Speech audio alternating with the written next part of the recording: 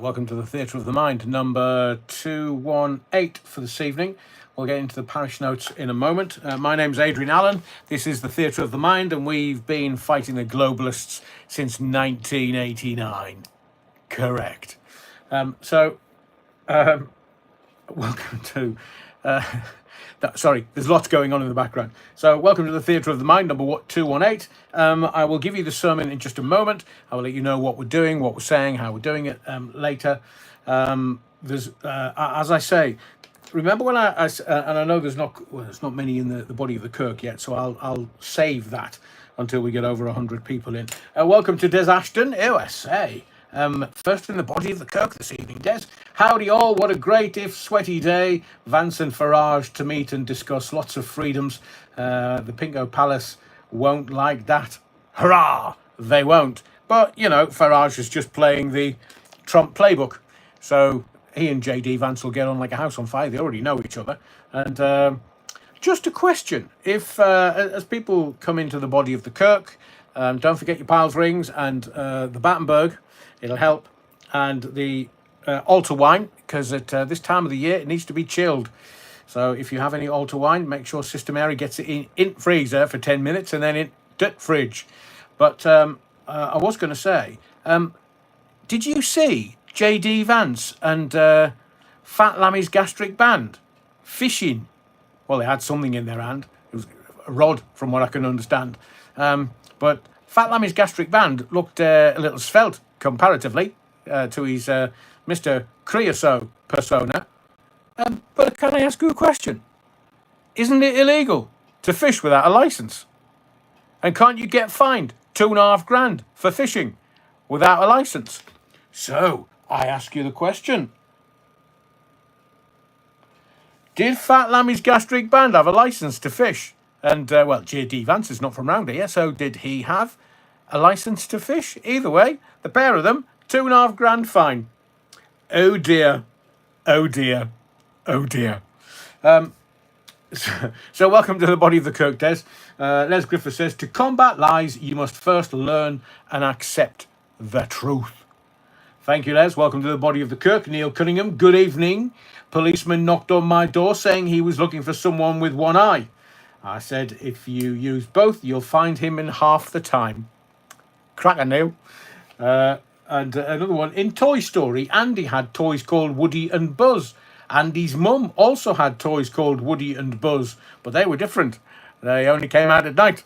And I did, while I was watching the film, obviously, as an adult, because we get the adult gags and the kids get the kid gags. And I did get the Woody and Buzz. It's a bit like Zoe Ball and Fatboy Slim. They called their son Woody. Wonder why. Paul Mabley says, policeman knocked on my door. Oh, it's gag night tonight, is it? Wednesday night gag night. Not that kind of gag. You're wrong. Paul Mabley says, policeman knocked on my door and told me my dog had been chasing a man on a bike. I told him he should have taken the bike off the mangy hound. Not bad, Paul. Welcome to the body of the Kirk. You're wrong. Louise Hampson, evening all. You're wrong-uns. Louise. You're wrong. Welcome to the body of the Kirk. And Les Griffith says again, serious question. Is it my wishful thinking or is public opinion against King Charles growing? I think you might be right there. Les, I think you might be right. He's not my favourite. I mean, you know, anybody that was going to follow Queen Elizabeth II, Queen Elizabeth the Great, was going to struggle. But the bloody thing, he's just, well, I think he was too long in the Prince of Wales job. This is really hot, but I am looking forward to me hibiscus. So I bless him, I think he was cursed with being Prince of Wales for far too long. So he's kind of still got that about him. And the crown wears heavy. It's not easy being a king. It's not. You've got to keep your own pot going and making sure that your own money's coming in and anybody else can go hang. Except I think King Billy, the Orange Men are going to be very happy with that. New King Billy. Nearly 1,000 years gone past. King Billy. what was I trying to? No, this is not related in any way, shape, or form. But I was trying to. I was trying to sort of help a friend understand something a little earlier, and it's been making me howl all afternoon. What's pegging? I'll leave it with you. That's made me roar all afternoon. Somebody didn't know what pegging was because we got our language mixed up. Because I'm from Sunderland and we use pegs to hang clothes out. And there's nothing better than putting your clothes or your bedding outside on a beautiful summer's day like today where it's warm and it'll dry in like 10 minutes. Called me a housework old tart, Adrian. So I just mentioned that there's nothing better than getting your pegs out and doing a bit of pegging in the sunshine. That's how the conversation started. Sadly, that's not how it finished. My mate had to go and lie down after being traumatised by me. Who knew?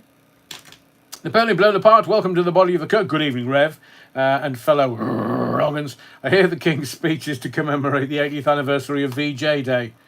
VJ? VJ? He should have stuck with talking to plants. Oh, wait. He has.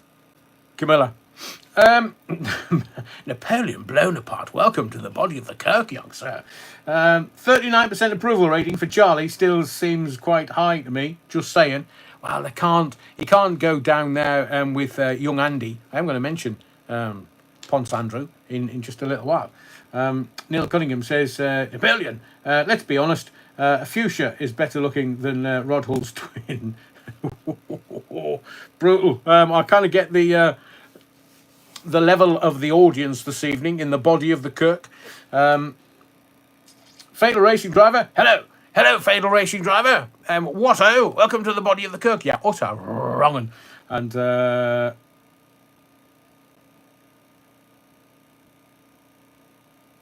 Neil, that's very funny. I'm not repeating it, you're wrong, but that is proper funny. And Des says, just looked at a heartening report on X that 2 Tiers is soon to resign.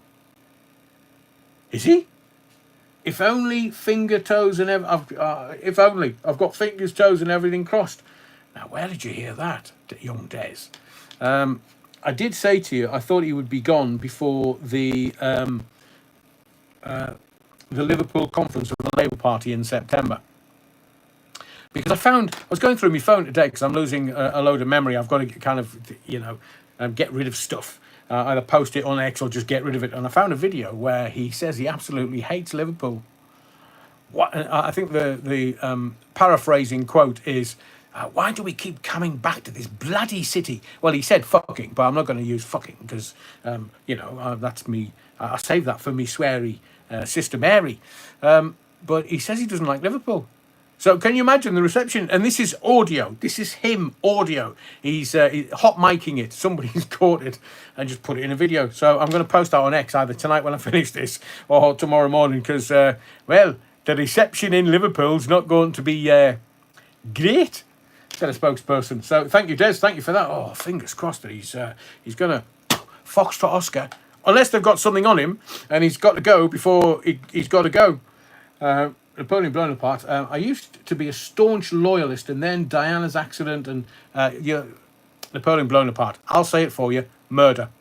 And Queen's reluctance to lower the flag started my doubts about our toothless monarchy and its value to the country. Very well said, Napoleon blown apart. Wouldn't it be lovely if 2 Tier resigned? I mean, look what he's done to the country in the last 13, 14 months.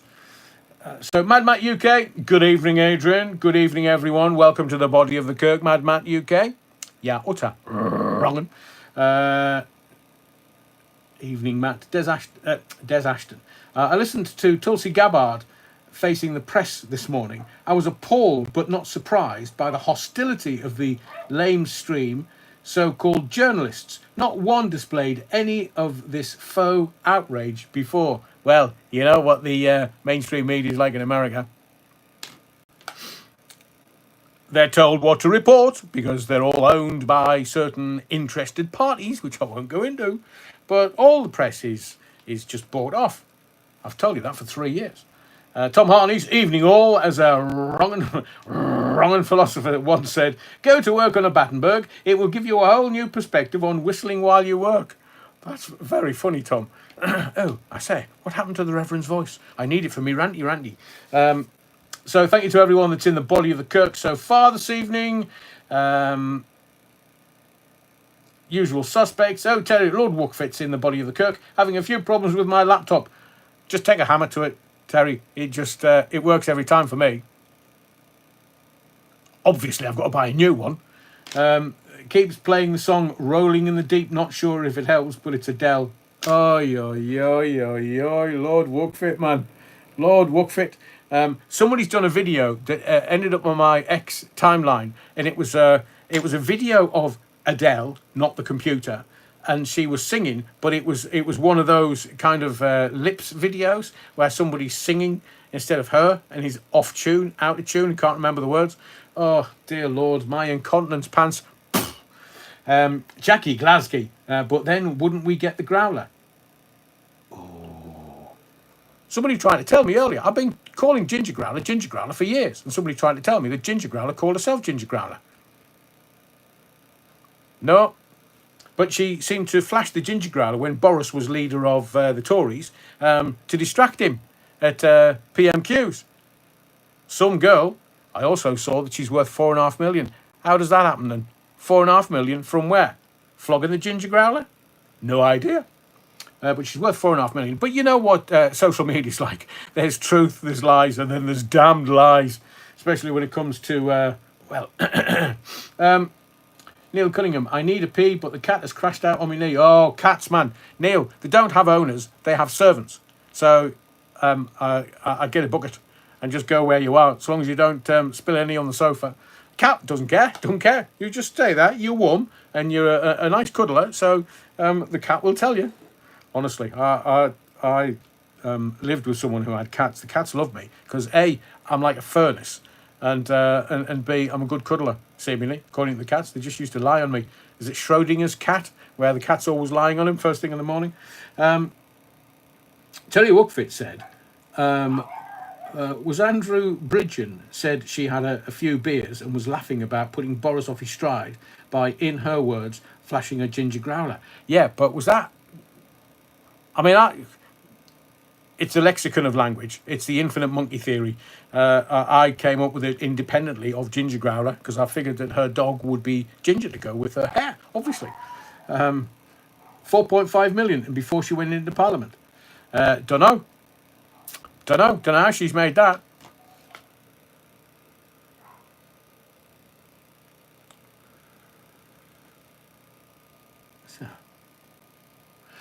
Right, where are we? Oh, right, a couple of minutes before. I'm just waiting for my hibiscus to cool down.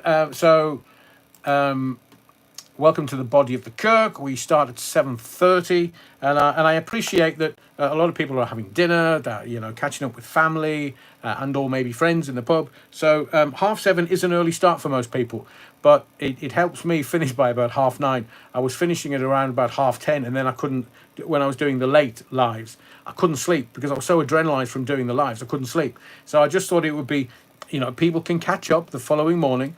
And what I'm going to do, the information I have about 9/11, and you're probably thinking, why are you doing this deep dive on 9/11, Adrian? Because this year it's 24 years since 9/11, and we're coming up to September in a couple of weeks. So 3 and a bit weeks, it'll be 9/11 2025. So that's why I'm doing it. I'm not a sheep where people go, right, it's first week in September, we'll do something about 9/11.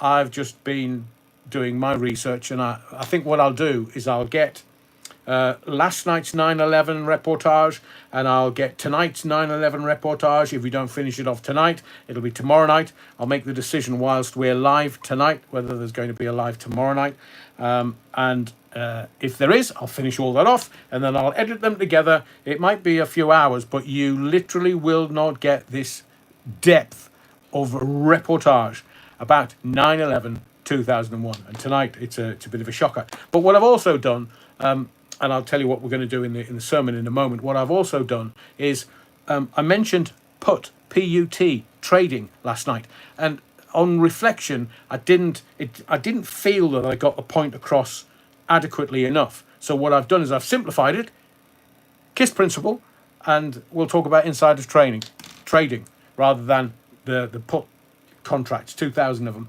We will talk about insider trading because that's exactly what it is. So I've simplified it. We'll start the 9/11 bits and pieces probably just before 8ish, because there's other stuff that I want to talk about in the sermon this evening. I've got a couple of questions for you, just questions that you that just trip off the tongue somehow.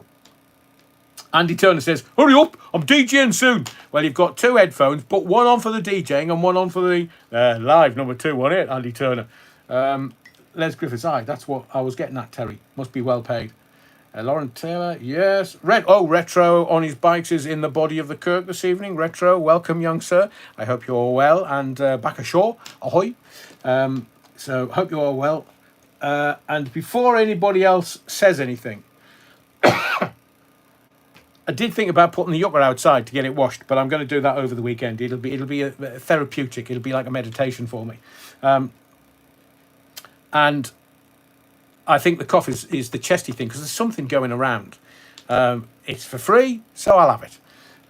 I see you says, I found last night's live fascinating. Things I never thought of. I see you. Wait till I give you the rest of the information tonight. It's going to blow your mind. Des Ashton. Ahoy, Retro! On the beach again. Yeah. With these Philippe Phillips. Welcome, Retro. Lovely to see you in the body of the Kirk. Right, everybody's getting in, and we have nearly 150 people watching. More to come. But in the sermon tonight, question for you. Whatever happened to the driver of the Liverpool victory parade? Have you noticed it's nothing? Nowhere. Nix. Nada. Nout. Wonder why. We'll leave it at that for legal reasons. And have you ever wondered what happened in the spat? Because that's all it was. It was just handbags at dawn. Everybody was bigging it up. Oh, 2 nuclear powers are going to go to war. It's going to go World War III. No, it bloody wasn't. But have you ever wondered what happened in the spat between India and Pakistan? Just asking for a friend. Because I have a video on my phone of them dancing in their slippers, you know, with the baubles on the front. Can you imagine the lads in Hereford if they said, right, the regiment's got to wear them and you've got to dance about at the border with another country? Bless them. Stephen Law says, oh, that went very quiet. I know. Adrian, Paul Doyle is in court November 24th. Has his case been adjourned today? Because there was reporting on his case. That's the Labour councillor. And I just want to talk about it in general terms, because I don't want to interfere with the process of law at all, under any circumstances. But November 24th. Interesting, Neil. And I know you're normally very, very, very, very accurate, so I'm going to take your word for it. Here we go. Andrew James, yeah, utter wrong. And sorry I'm late. Rev, I was so intrigued by Sturgeon and Sister Mary sunbathing in thong bikinis whilst sucking on a knobbly bobbly ice lolly. That's as close as the pair of them will get.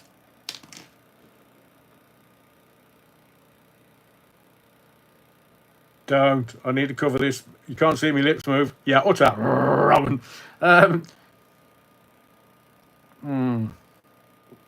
Dear Lord.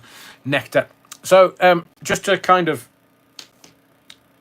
put this on your radar and keep an eye on it, because there's some stuff that I'm going to talk about tonight that you need to have on your radar. Like, you know, BlackRock, that asset company that's kind of BlackRock, Vanguard, State Street, they're all the same company, and JP Morgan's in the mix as well. Well, BlackRock is buying up the UK's housing stock. Got that coming up. With the trust economy. We talked about this with Ghetto Defendant on Sunday about digital IDs. And I am going to sort of clip that live and put it as a video on the channel, because some of the information that Ghetto Defendant was talking about on Sunday is very, very, very, very important. So this trust economy, as I've said to you before, I've been working for nearly 3 years because it's the 3rd anniversary in the beginning of September. And I've been working to gain your trust so that you know that I have integrity. You know that I speak with integrity, honesty, and that means a lot to me. So my currency is trust. Know, like, trust. The media is weaponized.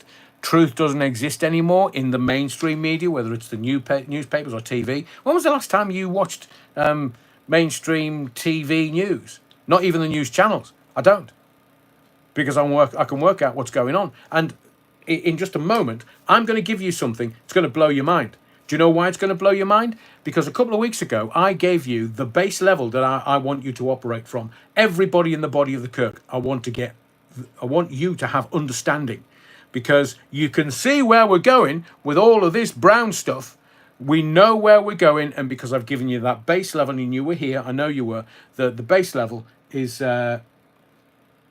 where to operate from. But it's taken me a couple of years to make sure that we had a safe space, a trusting space. And I'm going to give you some information in just a second after I've told you what's coming up in the sermon and 9/11 tonight, the special, because we can now just see their playbook. We know what they're going to do. We know how they're going to do it. The United Nations and the World Health Organization, Agenda 2030, how they're going to track you with digital ID, because that's coming in. And thank you to someone who sent me a reply from their MP. I'm going to have to do that on tomorrow night's live if I do that. And thank you to everyone that's corresponding with really fabulous bits of information via email. Thank you to everyone. I do hope that Mike's Alligators, yeah, plural, is in the body of the Kirk this evening. I hope you can comment this evening, Mike. And I was going to talk about the Royals. We might do that. I'm asking a question. Who would be white working class? We'll talk about that. We'll talk about Israel versus Iran. Ding, ding. Round 2. It's coming. Metaphorically, of course. They're just going to bomb the shit out of each other, because obviously Israel is friends with the Zionists in DC.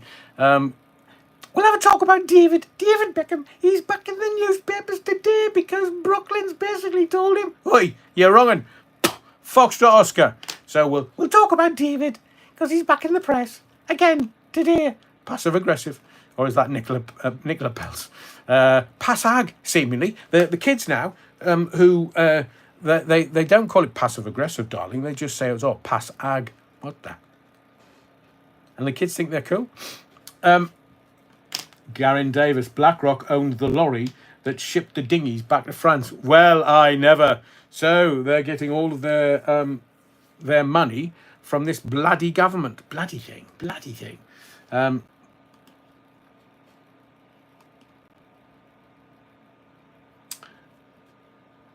Oh, good to see you, Mikes. I've tried earlier, mate. Not sure if you are seeing my comments. Yes, I am, Mike's Alligators. Welcome to the body of the Kirk. Yeah, utter wrong. So, as I say, a couple of weeks ago, I gave you the base level to work from. And most people don't get this, which is why they'll start crying and they'll start saying it's unfair. And when I talk about digital ID, they didn't do anything about it. They're not writing to their MP. They're not doing anything. But I told you a couple of weeks ago what they are going to use against you and me, obviously, because we're in this together. Facial recognition. I told you all about it. Did you not see the announcement today that the government have decided to make sure that the varying police forces, 7 of them, because it's not just the police, it's like 40 odd forces, isn't it? 43 or is it 48? Andrew James says, my MP has ignored me. That's because they're probably shitting themselves. Because they know we're waking up. And we've only got, where are we? What's the date today? 13th. Blimey. We've only got 8 days. Ooh. Hang on, what day is it? Oh, so a week next Thursday. So I told you about the facial recognition. I told you how they're going to use it, how they're going to implement it. And there was today the announcement, and it's for your safety. Remember, they're going to give you a solution to a problem you never knew you had. So now And beards don't work with facial recognition. I've done my research, and in some responses you get, oh no, they're good. Yes, facial recognition works with beards. I'm not talking Prince Edward. I'm talking about or Travis Barker. Naughty Adrian, naughty. You can't see me bloody lips move. And facial recognition don't work with beards. So there'll be certain communities really happy with that one. I'm going to grow a massive beard. Yeah, try and work out what I look like under that. But they're now putting out 10 facial recognition vans for use by the police, varying police forces, to, well, keep you safe. You know what my response to that was, don't you? Aye. How do we shite, mate? You can foxtrot Oscar. That's not for our safety. It's to work out what we're doing and where we're doing it. So all the marches or demonstrations or anything like that, facial recognition will be everywhere. And that's how they're going to control you. So you're going to march against the government and they'll go, hang on a second. Let's just have a look on the computer here. What's his name? Adrian Allen. Oh, face for radio. No, tell him to bagger off. We're going to take his house off him. And, you know that little bit of money that the state is giving him to keep him going? Tell him he's not getting another penny. That's what facial recognition is going to do. The Communist Party's coming. The British Communist Party, or the British version of Communist Party. So it's not really communism. It's just technocracy. It's the technocrats deciding that it will be stakeholder. Oh, come on. I've seen it in my head. Oh, it'll come back to me. It's Clive Schwab's book. I can't see it. Hang on. Where is it?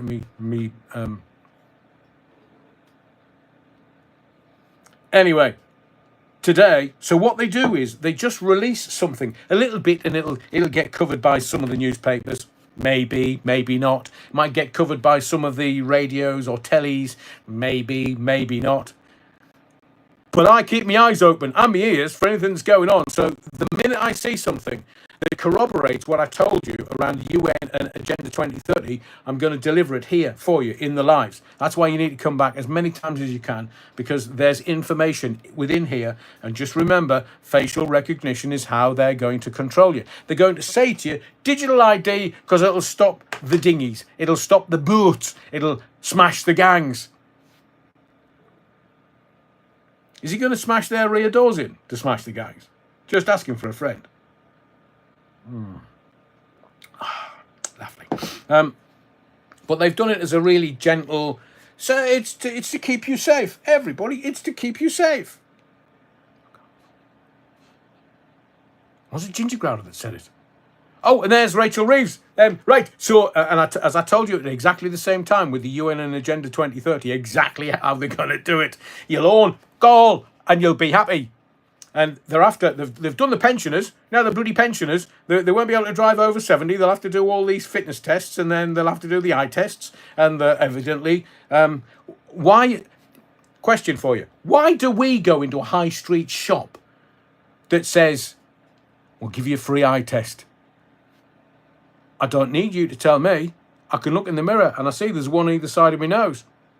So I don't need your eye test. I mean, I have reading glasses, obviously, it's an age thing. But they're now saying that the pensioners, well, if they can't see over 70-year-old, we're going to take the licence off them. So not only are they shafting the pensioners around the triple lock and their pension and everything else and any benefits, what they're going to do, they're going to get them out the cars. So they're in 15-minute cities. That's coming. The Searchers is just Spencer James with his band. His was first class. They had a hit with Beach Baby. Beach Baby, Beach Baby. Yeah, I seem to remember that. Hang on. I've dined out on that one for years. Oh, are we being Hang on, Louise Hampson, potty mouth. Yeah, wrong. Have you just been banned by YouTube? Oh my God, we can't swear. Rollocks. See? It's all in language. All in language, Louise. That's what we do. we have our own language here, and we get around things because we don't like people or things that, well, they're just at it, aren't they? So, shall we, I want to say thank you to the anonymous person who emailed me a little earlier, and yes. So, thank you to the anonymous emailer, because this is going to give you an insight. You know that the Donald, they can't even decide where they're going to go, whether it's Riyadh or whether it's Alaska or where they're going to go. And there's little Sniffy. I mean, I've looked at some videos today. He's got to be the gayest straight man I've ever seen. Well, he's got a wife. He's got to be straight. He's the gayest straight man I've ever seen. Have you watched him dance? I mean, maybe I need to start putting videos on here and cut in his dancing, because it's...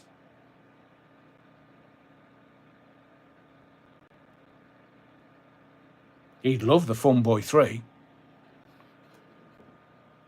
If you know, you know. So I want to give you kind of a... because the anonymous emailer and I kind of chat about stuff, and he's got expert insight into Ukraine. Now, the Donald and the Putin are going to meet up. Hello, Don. How you doing, mate? What can I give you that'll kind of grease the wheels? And the Donald will be like, Vladimir, can I build in Russia? But they're meeting. And little Sniffy and his Coca-Cola, they might not let him into the meeting. He's not got a say. So remembering that, I'm going to read this. It'll take me a minute or so, because I want to give you an insight into what the then media report after the meeting, or during the meeting, or after the meeting. Because the mainstream media hate the Donald. They hate him, because he's just doing it like it should be done, not like the Democrats wanted, where, you know, everybody's having the back door smashed in, and everybody's corrupt. Well, left-wing politics, it's bloody corrupted by the power. Power corrupts, absolute power corrupts absolutely. So it's all, the power corrupts them. I will say at this juncture, beware of Nigel Farage. I'm not doing it for clicks and likes and shits and giggles. I'm telling you, just be aware. Because, as I said to you a year before he was elected, Sir Keir Starmer, is he scaring you yet? Politics is nasty and dark and evil. And if you want to go and swim with those sharks, you better have somebody or something protecting you. That's all I'm going to say. So, you know, Sniffy's now asking for more money. Oh, me wife needs a new Bugatti. I'm buying her off. Why would you buy her off? No, just give me a new Bugatti from Paris. I need another 5 million. In fact, just give me another 5 billion. I'll spend it, don't you worry. So, Sniffy asking for more money to fill another hole in the sinking ship, seemingly.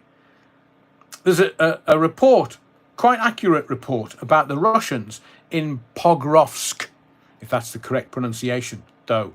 Don't know how long they will hold out, but nowhere near as long as the Mariupol or even Bakhmut. Pokrovsk. Try my best.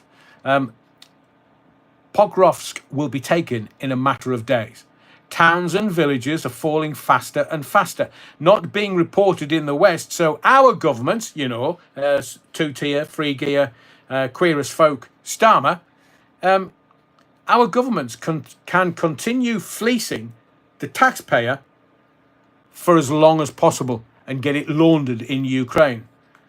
But hang on a second. By the way, BTW, a certain helicopter unit from the UK has been stood down from its evacuation requirement. I think I've already told you this. Looks like Sniffy will be evacuated by the French. As I said previously, young Reverend, Provence is nicer than Herefordshire. So I can't see Putin stopping the offensive even after his chat with Trump, but you never know. So word is, in certain circles in the UK, is there is not currently a change of leadership ongoing in Ukraine. What that roughly means is Sniffy's still at it and still in it. Oh, he's the eyeballs, and it's not that deep, because, you know, he's only like cockeyed. He's even more cockeyed than bloody rich boy Sunak. Maybe they've all got small man syndrome. So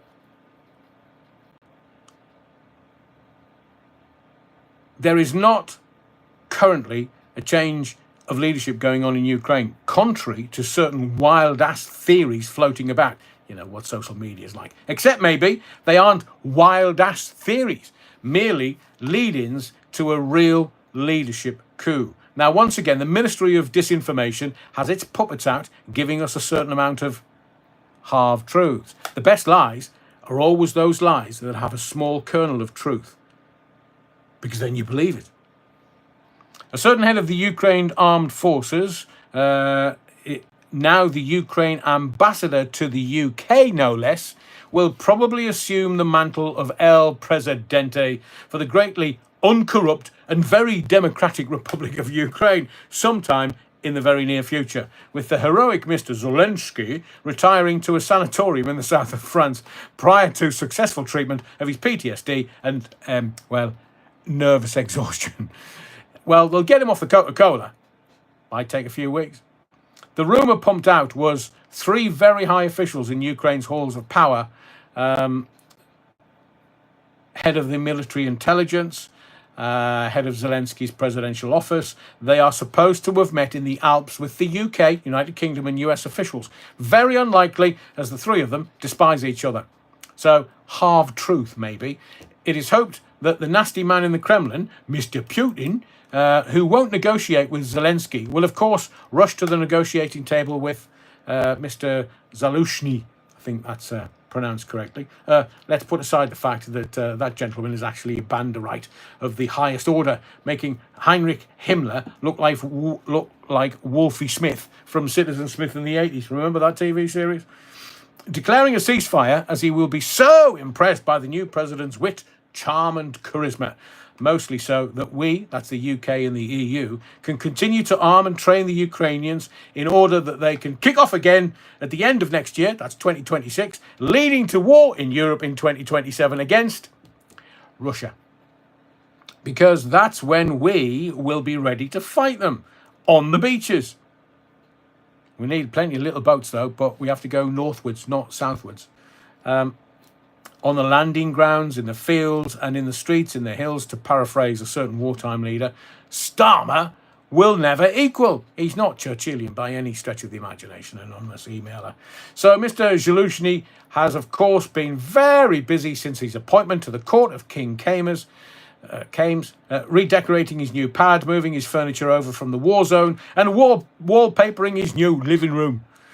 All while receiving lots of briefings and chat with the British Foreign Office and other Whitehall and Westminster mandarins. He must be briefed up to buggery, technical term, and beyond. He's now pumping himself up as the saviour of Ukraine, ready to step in and rescue Ukraine from the oncoming military disaster. His own words from a recent interview in Vogue, of all magazines. So, if you see a certain soon-to-be ex-president rapidly moved to the south of France, whisked off by his new BFF, best friends forever, the French, and his French security team. There's a good story there too. And an ex-ambassador opened his arms to welcome to Mad Vlad. Don't say I told you so. After all, Provence is very nice at this time of year. So I'm reading that to you so I can reference it, reverse engineer it, so you'll go, back at me. And I'll just say, well, yeah, Live 218, you should have watched it. Yeah, wrong.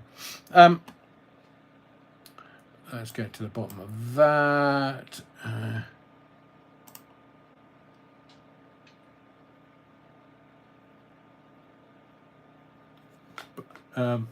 Right, I'm not. You're being far too funny tonight, and I'm being serious. Yeah, wrong.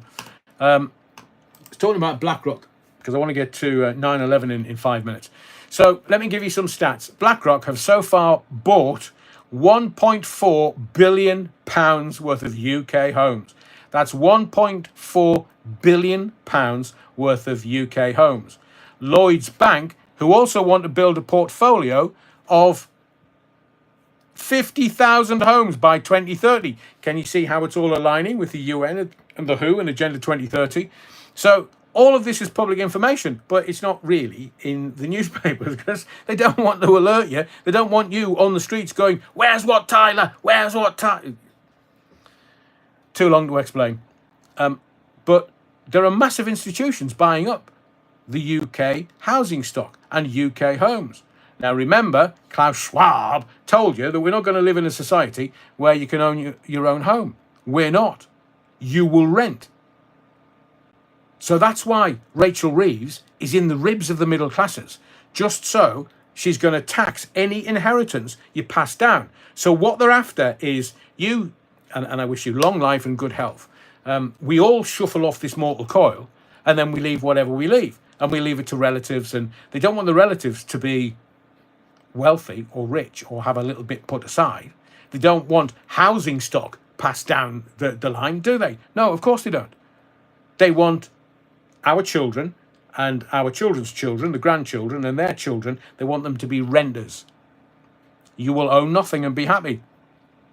And they're saying that even though the BlackRock has almost $12 trillion worth of assets, this is going to happen over the next 15 to 20 years. So institutions will buy up the housing stock.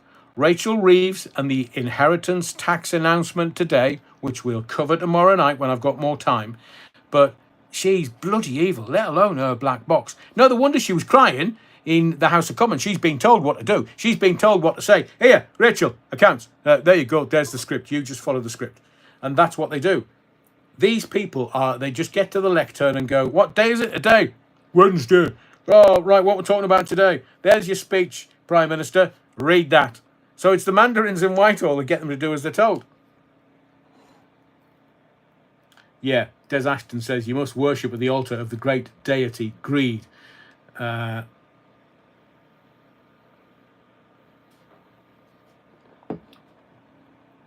hate being addicted to anything now. I had to put down drink and puff years ago as I was addicted to terrible affliction. Yeah, they'll just tax it. They'll just tax it. And everybody's going to go out to work so that they will pay subscriptions, whether it's Spotify or whether it's YouTube or whether it's social media or whether it's the utilities. We now pay our utilities. We're being fleeced by the energy companies. We now have to pay it monthly. Can you imagine? We'd get the quarterly bill and go, yeah, right. 50 quid? At least Dick Turpin wore a mask. Now, you've got to pay them, I don't know, 100, 200, 300 pound a month just to get your lecky on and the gas on. It's called Treasure Island for a reason, this Sceptred Isle, because companies make a shit ton of money, including the French ones, because the French love our utilities. And what they do is, like the rail services, they buy in under a different name so we don't go bloody French. But what they do is they buy into and make a massive profit here on utility companies and train companies. And then they drop the price in France because they're making such a profit here. They are allowed to, or are able to, drop the prices in France. So the French taxpayer doesn't pay as much as we do because we pay through the bloody nose.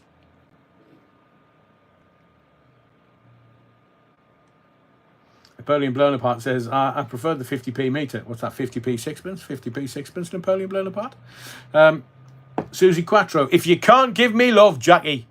It's the EU who called the UK Treasure Island. Thank you, Theo Bovril. Well, we are, because it's just taken out of our bloody noses. And the politicians don't do anything about it.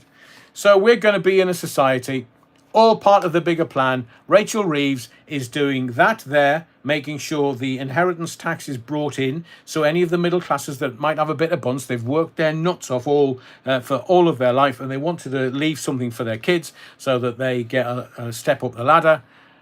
And now Rachel Reeves wants to do them.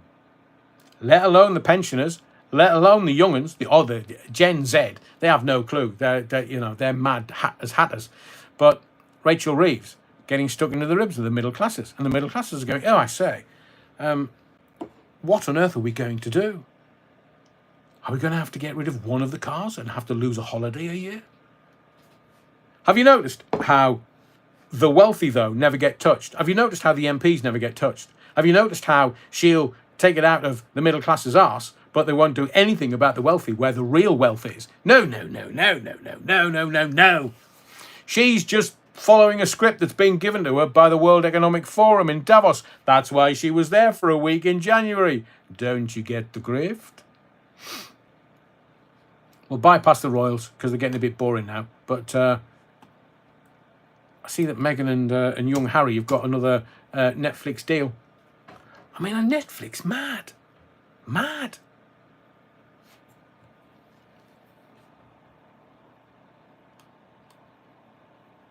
I see you. Yeah, they're definitely squealing. Mind you, middle classes. Stop it, Adrian.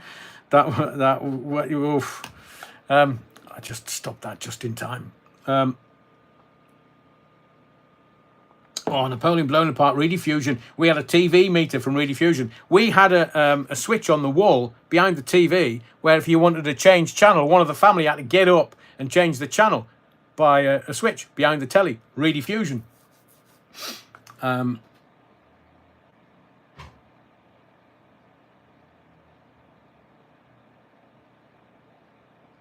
Yeah. Les Griffiths. The sheeple placidly queue up to be financially shorn. It's the Matrix. I mean, I know a lot of people reference the Matrix now, like Andrew, what's his face, calling it everything the Matrix. But that's his conditioning. But he can reference, Andrew Tate, he can reference the Matrix and people kind of understand what he's saying because there's a film that has given us the parameters to work from. But I'm telling you this, there's so many people in the Matrix, the film, as one of the characters said, people are so inured by their mental prison, by the Matrix, that they will actually fight to protect it. And I think that's what's going to happen with the middle classes. They won't believe that they won't be able to believe that they're literally being fleeced until it's too late. And we've only got 8 days. And then digital ID, the inquiry, it's gone into the government. The government will do what the bloody hell they want. But then the fight starts.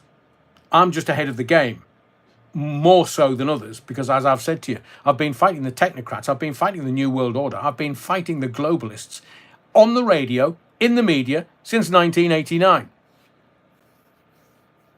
And it's not easy. It's not easy. But I want to, where are we? Right. I was going to talk about white working class, Israel versus Iran. I might do that after I've done 9/11, because this is what I'm telling you now is important. It's geopolitical. It gives you insight into what's going on in the world. And I know a lot of people were very happy with with what we did last night, and the digital ID conversation I had with Ghetto Defendant on Sunday. So I went away from last night's live, and I do this often, virtually every live. I just take a little time for self-reflection once I've finished. And last night I just had a couple of liveness at a local pub because it was way too warm. I'm not supposed to drink. My type 2 diabetes doesn't allow me to drink, but there are certain times. So I just had a couple of sherbets and just talking to local folk, and I just reflected on some of the information I was giving you. Because some of the information that I give you is quite dry and it's not very entertaining. And then I thought about the insider trading that was going on the days before 9/11. And as I say, the reason why I'm doing it now is the 9/11 24th anniversary in 2025, because it was 2001, is coming up in a couple of weeks. And I'm not a sheeple. I don't follow anyone. I do it at the right time for the right reason. So I wanted to give you an insight into insider trading, and it's really, really simple. I've kind of whittled it down to the essence of insider trading. So I'm going to give you an example of United Airlines. On the Thursday before the attack, because remember 9/11 was actually on the Tuesday in America. But United Airlines, on the Thursday before the attack, more than 2,000 contracts, deals, if you will, betting that the United Airlines stock would go down. I mean, I know it as shorting the market. So you bet on certain stocks going down. So more than 2,000 contracts on the Thursday before the attack were submitted for betting that the stock would go down. So according to sort of hindsight, that's 90 times more than the usual one-day trading. 90 times more in one day than in 3 weeks. So the planes going to the towers on the Tuesday morning, everybody's like, oh, it's a black swan event. So when the markets reopened, the United Airlines stock went through the floor. And the price of those 2,000 contracts that had been submitted, gambling on the United Airlines stock price going down, went through the roof. Someone or a group of people made a lot of money fast. So I've done the calculations. So if you had 180 grand, and I know we're talking silly money here, which is not available to most people, but the banking boys, City of London, New York Stock Exchange, 180 grand would have turned into $2.4 million. When that plane went into the towers, they knew they were going to become multimillionaires. And if you think about it, there's a shed ton of money that would have been floating around. So if they did 10 times that, it would have been $1.8 million. So either 180 grand turns into 2.5 million, or 1.8 million turns into 24 million. So they've got the resources at their fingertips. So I want you to remember that, because it's going to resurface further down the line when I talk about what we're going to talk about tonight. Last night we stopped when we got to Whistleblowers. Oh, for God's sake. Last night we stopped when I got to whistleblowers and suppressed evidence, because there were people that were whistleblowing on the day. There were key insiders that contradicted the official story. Now, you know what happens. People disappear. A bit like Diana's murder. There was a Dutch woman at the entrance to the tunnel who saw everything and reported it to the police and then disappeared. Nobody knows who it was. I mean, she would have given her name and contact details to the French gendarme. Disappeared. So the official 9/11 narrative has been challenged by FBI agents, CIA operatives, military officials, and scientists, in essence, on our behalf. They risked their careers to expose the inconsistencies by the official narrative. I'm going to break it down to the most critical whistleblowers and leaked documents that undermine the government, the American government's account. Like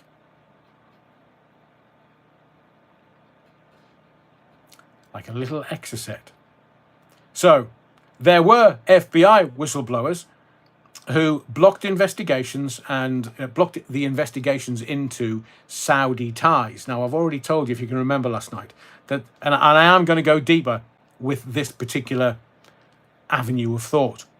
So the first whistleblower is an FBI whistleblower, Sybil Edmonds, an FBI translator. Now, her claims is that the FBI had prior knowledge. They knew about the attacks, but were ordered to stand down.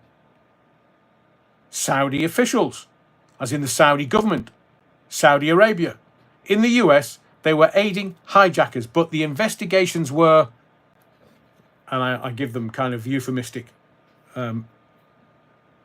quotation marks, the investigations were blocked by people further up the food chain. There were covert arms deals and drug trafficking linked to 9/11, and they, according to this whistleblower, Sybil, were covered up. And the aftermath of 9/11 and her breaking cover as a whistleblower. She was fired in 2002 after reporting security breaches, and then she was gagged under the state secrets privilege. Congress was barred from questioning her. You know, there's a rabbit away. If Congress can talk to Ghislaine Maxwell, anybody whistleblowing for 9/11, and they weren't allowed to question her. Another whistleblower was a guy called Robert White. He was an FBI agent, and he claimed that in his 2001 memo, Vulnerability of the US to Terrorism, he warned of an impending attack but was ignored. The FBI obstructed counter-terrorism investigations before 9/11. So what was the outcome, the output from all of that? He was forced out of the FBI after criticizing the leadership. Can you see where this is going? I'll give you another example. A woman called Colleen Rowley, again an FBI agent. Now, she claimed she sent a scathing memo to FBI Director Robert Mueller about bureaucratic failures that allowed 9/11.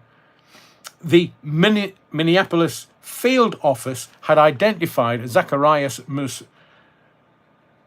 can't pronounce his second name. Technically, he was the 20th hijacker. But she was denied a warrant to go and investigate it. And what happened to her? She was named Time Magazine's Person of the Year in 2002 for whistleblowing. And then she retired and got out of the spotlight after facing retaliation. There were other CIA and military insiders. And remember I told you last night that they were being told, stand down, stand down, stand down. There were stand down orders and there was the drills. So there was another CIA asset, a Susan Lindauer, who said she warned the CIA months before 9/11 of an imminent attack, alleged that key figures in the White House knew. I wonder who that was then. Condoleezza Rice? Dick Cheney? George W. Bush? Donald Rumsfeld? So they knew in the White House what was going to go on. And if you remember at the time, George W. Bush, he spent pretty much from the spring all the way through to the September playing golf. And everybody was like, he'd just come into office in the January, and he would have had a transition team between the previous president and him. And he played golf for ages. Day in, day out. Golf, golf, golf, golf, golf. But there would have been others. It benefited Cheney, benefited Condoleezza Rice, it benefited Donald Rumsfeld, and it benefited George W. Bush to allow it to happen. Now, after she blew the whistle, she was arrested under the Patriot Act, which they brought in straight after 9/11. Remember that one?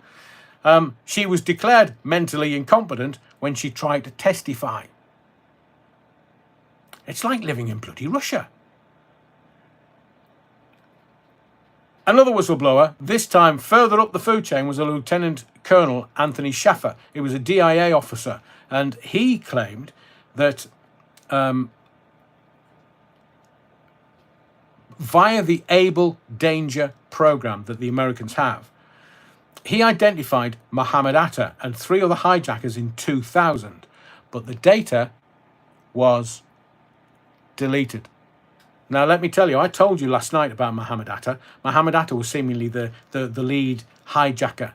But it was Mohammed Atta that rang his father, and this was reported in the British mainstream press. His father told the Sun's reporter, my son's giving me a call. He said, Dad, they're saying it's me. They're saying it's me. It's not me. I'm in bloody Egypt.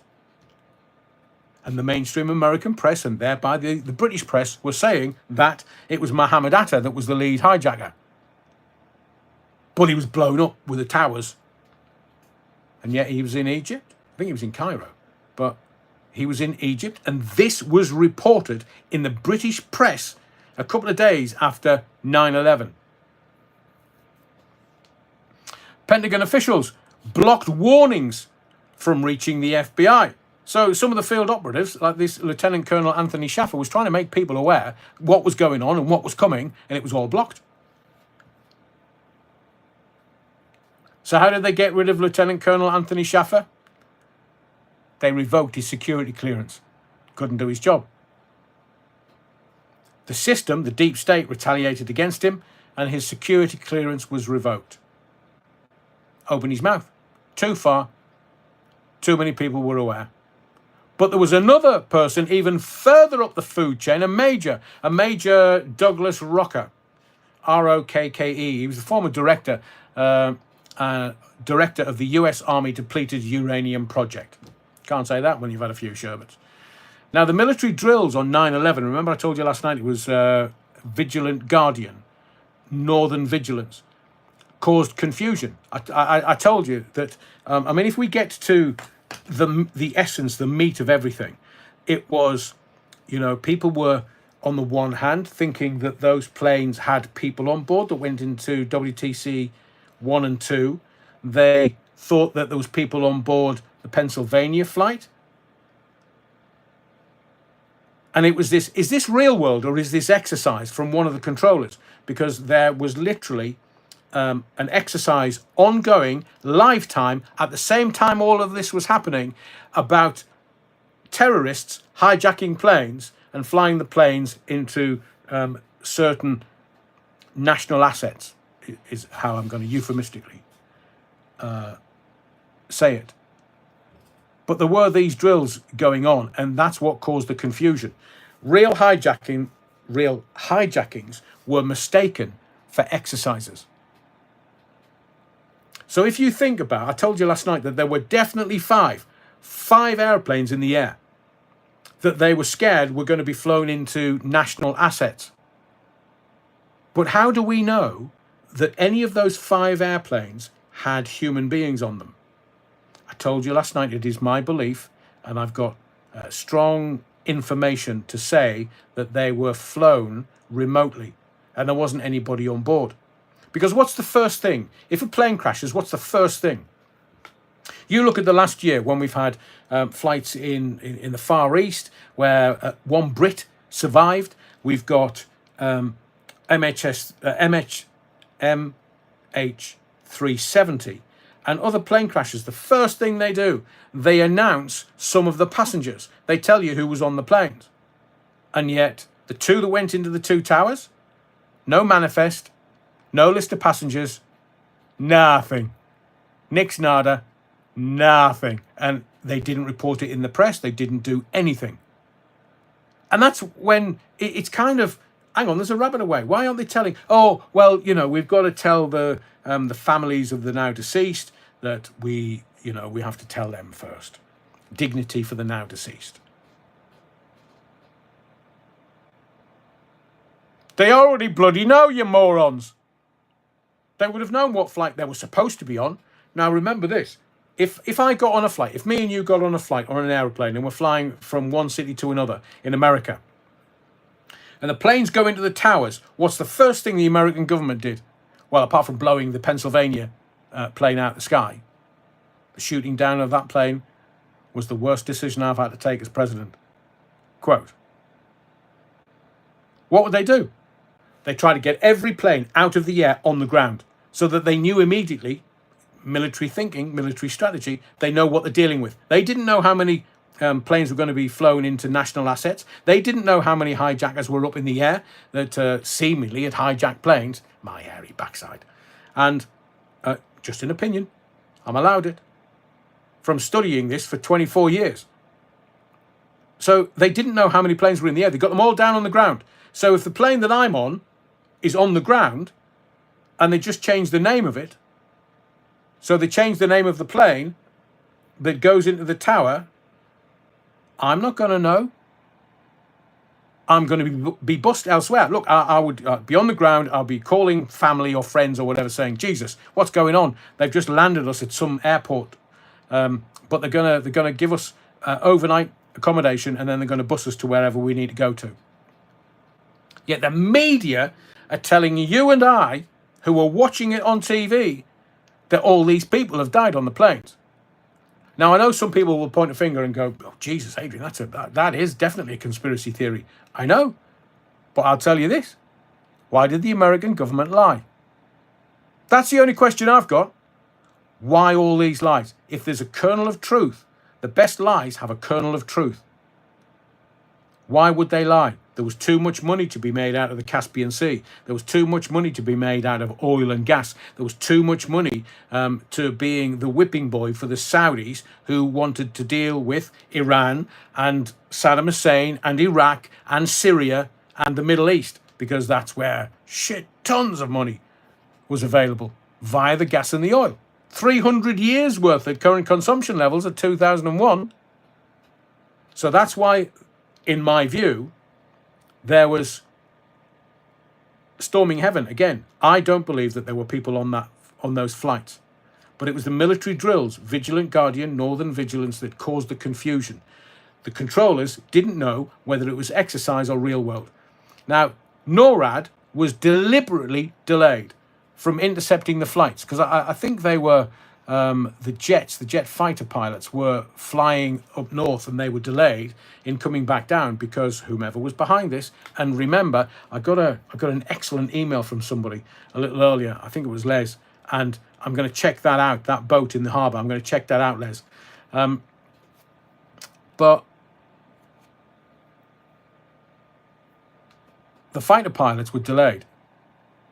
The response to a real life threat, not exercise, was delayed. They couldn't intercept the flights. We don't even know how many airplanes were in the air. We know that 2 went into the towers. One didn't go into WTC-7, but one was shot down in Pennsylvania. Oh, it was the passengers, Adrian.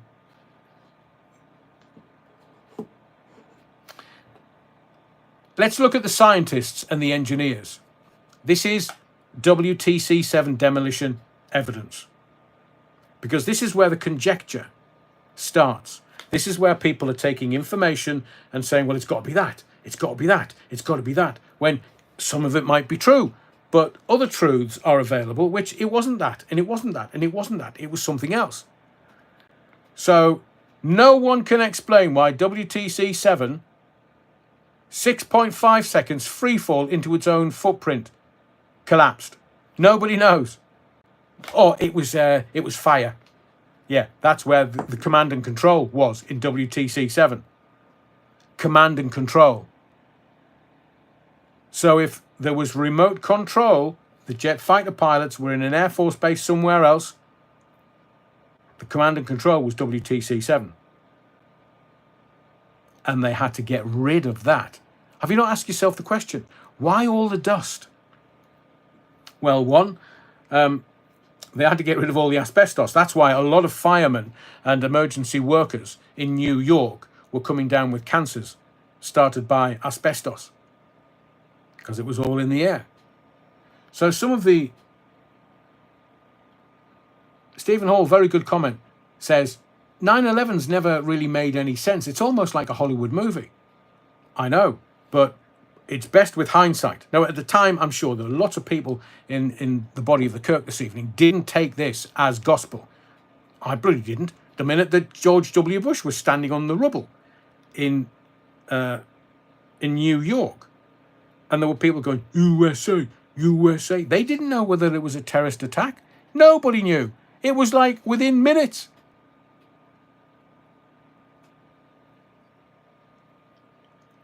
I'm a cynical old tart when it comes to governments and what they get up to. Nobody investigated how Dr. David Kelly died. So Dr. Stephen Jones was one of the scientists. He's a physicist, and Dr. Stephen Jones found that, well, it was a discovery that there was nanothermite. Thermite. Jesus, Adrian. He discovered nanothermite, a military-grade explosive in the WTC dust. Proved that fires alone couldn't have melted the steel beams. And from that, he was forced into early retirement. Now, you know that scientists normally find for whomever is paying the bills. But Dr. Stephen Jones was forced into early retirement, and his academic papers were censored by mainstream journals. So when you you come up with your thesis or hypothesis, you put it out to the world, and other people try and crack it and try and defeat it and try and say, no, it's not. Well, then his peer group, his papers, his academic papers were censored by other mainstream journals. Just disappeared. Another group of architects and engineers for 9/11 truth This amorphous mass is like over 3,000 professionals. 3,000 professionals. And their key argument was WTC-7's collapse was a controlled demolition. Free fall speed, symmetrical implosion in 6.5 seconds. And the architects and engineers for 9/11 Truth, these 3,000 plus professionals, said that NIST's reports omitted evidence of explosives. So we've got other well-respected people saying, well, I found thermite. I found nanothermite in the dust at ground zero. So these professionals, the architects and engineers for 9/11 Truths, over 3,000 of them, took legal actions. They petitioned for a new investigation, and it was rejected by the federal agents. The federal agencies were absolutely, categorically not going to allow anyone to say anything other than the agreed narrative.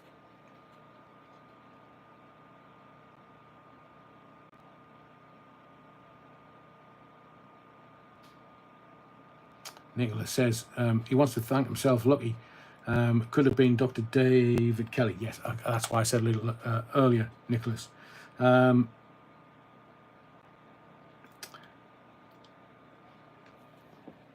So the kind of truthers for 9/11 were just blocked, just stopped.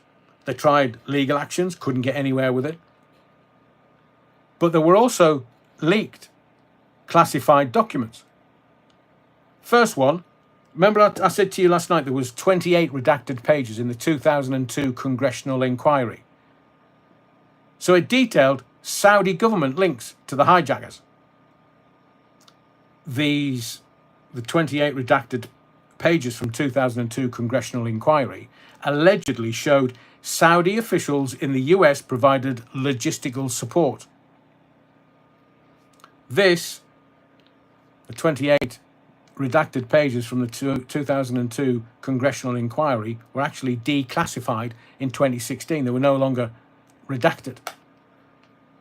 The congressional inquiry was heavily censored but confirmed FBI tracked Saudi agents helping hijackers. I quote. I had to write that down because that blew my mind. FBI tracked Saudi agents helping hijackers. Quote. Now, we'll go and have a look at, because I've mentioned it quite a bit last night, and I want to give you more detail about the Pentagon flight. It was Flight 77. This came from a 2006 Freedom of Information request and was released. Pentagon Flight 77. This was the one that seemingly didn't look anything like an aeroplane, but it was an aeroplane, and the data was only released in 2006 after a Freedom of Information request. And something's just happened with my computer.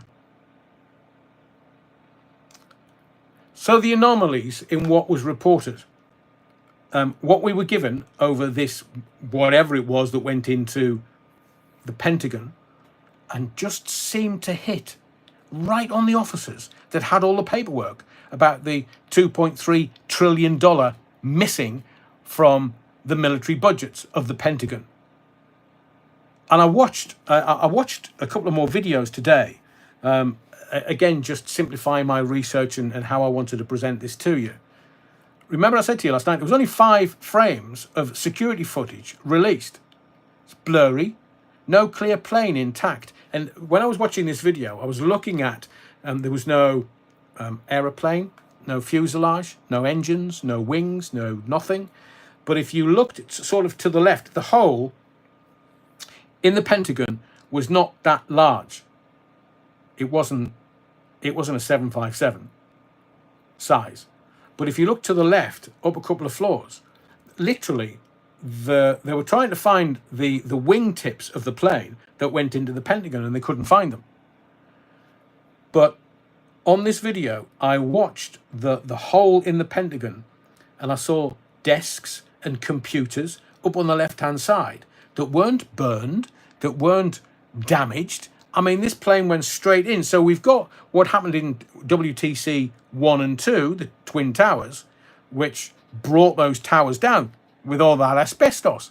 Yet the Pentagon, the most secure military base anywhere in the world. I'll say that again. The most secure American military base anywhere in the world. It's literally heaving with missiles on the top and CCTV every which way, and a lot of the stuff that was underground was never ever revealed. Because it's like Men in Black. It's not just going to be 3 or 4 floors above the ground. It'll be bloody dozens and dozens of floors under the ground. But I saw this desk in the computer and I thought, why? That should have been melted. The desk should have been burned and to a crisp. But no, it wasn't. All we got was 5 frames of security footage. There was none, nix, nada. There was ni Boeing 757 wreckage at all at the Pentagon. So it didn't match the official story. And everybody was kind of complaining that, well, they've only given us 5 frames. It just proves nothing. It just proves that something went into the Pentagon and blew up a bit. And then they've admitted it was a missile. 20 years later, a missile. No shit, Sherlock. So you know that the NORAD tapes, the 9/11 Commission, the tapes of the air traffic controllers were destroyed. I'm not making this shit up. Tapes of the air traffic controllers were destroyed before the Commission could review them. So the 9/11 Commission wanted to review these tapes of the controllers going, is this real world or is this an exercise? So the evidence of the stand down orders were actually erased. No proof. Do you not think this feels a bit weird? Because the first thing the FBI did at the Pentagon, they actually ran across the road to the petrol station, knowing that it had CCTV, and asked for either the hard drives or the tapes when it was 2001. Just give us the CCTV. We're the FBI. Give us the tapes. So they took the tapes away. And yet they've not actually been able to give any evidence around any of the tapes of the air traffic controllers. They were destroyed. Not can't find them. They were destroyed, deliberately destroyed before the Commission could actually review them. So there was no evidence of the stand down orders. All of that was erased. So if you look at the whistleblowers, were FBI, CIA, military, there was also the journalists and researchers have been silenced. What am I talking about? Well, there was a journalist called Michael Rupert, double P. I think his book was called Crossing the Rubicon. Now, he claims that CIA drug trafficking ties and pre-9/11 insider trading was the reason for 9/11, or was some of the outputs. And he, Michael Rupert, the journalist, Crossing the Rubicon, exposed CIA drug trafficking ties and pre-9/11 insider trading. He also predicted the war on terror would be used for mass surveillance. Patriot Act, as soon as the 9/11 happened in America, Patriot Act is brought in, so they just were surveilling the American people. But he died in 2014 under, and I quote, mysterious circumstances. It was actually ruled as suicide. So those that were telling the truth, journalists and researchers, they continued to tell the truth, but Michael Rupert died in 2014 under mysterious circumstances. But that's 13 years after 9/11. There's a guy called Barry Jennings. Now, you will have seen him in the video footage from On the Day, because Barry Jennings was a WTC-7 eyewitness. And he said, well, I heard explosions inside WTC-7 before it collapsed. He said the building was evacuated hours earlier, and I quote, due to bombs. Now, I've seen the video of him being interviewed, and I've also seen other videos where people are just kind of randomly running their camera just to capture something, and you can hear the bombs going off in WTC7. And then they're all legging it because it was a 40-odd story building. It was still a massive story, but obviously we're looking at the two towers, WTC 1 and 2, which were 100-odd floors each. WTC 7 was some building. And I'd been told by a very, very, very good source a long time ago that WTC 7 was the command and control for putting the planes into WTC 1 and 2. Barry Jennings died suddenly in 2008 before he could testify. So he said, look, I heard the explosions in WTC 7 before it collapsed, and the building was evacuated hours earlier due to bombs, to quote it correctly. And he died suddenly in 2008 before he could testify. Now, Barry Jennings' story is one of the cause celeb, if you wish. He was one of those that was trying to get the truth out there by any means, but he was just saying what he saw. He was just saying his lived experience. So, what does all of this prove? Could prove that it was government obstruction. It could prove FBI, CIA, and military insiders who also confirm prior warnings were ignored or suppressed.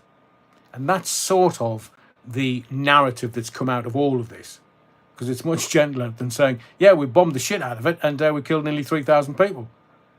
They're also saying that there was scientific fraud. Now, NIST's reports excluded explosive evidence. Well, they would, wouldn't they? From independent researchers. As I say, scientists only give you the results that the money pays for. Independent researchers. And there was a lot of whistleblower persecution. Those who spoke out were fired, gagged, or died under suspicious circumstances. You can imagine this was possibly, other than Pearl Harbor, which is how I started all of this last night, this was the biggest story and was massive for years. And some people didn't speak out because they were scared of suddenly disappearing or dying under suspicious circumstances. You might lose your job. So I'm going to ask you a straight question. Do you believe that 9/11 was an inside job? Well, there's two ways to go with this. It could be let it happen. The evidence suggests that key officials allowed the attacks to justify the wars in Iraq and Syria and possibly Iran, Middle East. Or make it happen, the thermite WTC-7 collapse and Pentagon anomalies point to a deeper conspiracy. So what would you say was the most damning FBI and CIA documents and timeline of warnings? Just want to take you along a little journey through this. So what I'm about to present to you are, and because this is alive, I don't have the ability to kind of put the documents in vision for you to see, but there were leaked government files. There was pre-9/11 intelligence briefings and whistleblower testimonies. It proves that US agencies had extensive foreknowledge of the attacks, but failed to act. Because some companies and some individuals made an awful lot of money from this. So let's have a look at the most damning classified documents. 1. There's the Phoenix memo. This is July 10th, 2001. Remembering that George W. Bush spent most of the summer of 2001, pre-September, just playing golf. I mean, people were asking him about his foreign policy, and he was just like, there's that cheeky little par 3 that I need to par that to get a good card today. I'll ask you a question. So the WHO, the Phoenix memo, July 10th, 2001, the who was behind that? It was an FBI agent, Kenneth Williams. Not that Kenneth Williams. He was a Phoenix field officer. The what? He warned that Al-Qaeda operatives were training in US flight schools. And the key quote from Kenneth Williams was, I'm quoting directly, Osama bin Laden may be sending students to the US to train for terrorist attacks. But I'll ask you this question. Whatever happened to Al-Qaeda? Because translated, it just means the list. Sorry, I'll enunciate my words a little more clearly. Al-Qaeda simply means the list. And the outcome of this? His warnings from the Phoenix Field Office in a memo July 10th, 2 months before 9/11, were completely ignored by FBI HQ. Ignored. There was the Masui warrant refusal. This was in August of 2001. So the WHO, it was an FBI Minneapolis agents tracking Zacharias Moussaoui, technically the 20th hijacker. But what was it? They requested a FISA warrant to search his laptop after flight school instructors reported suspicious behavior.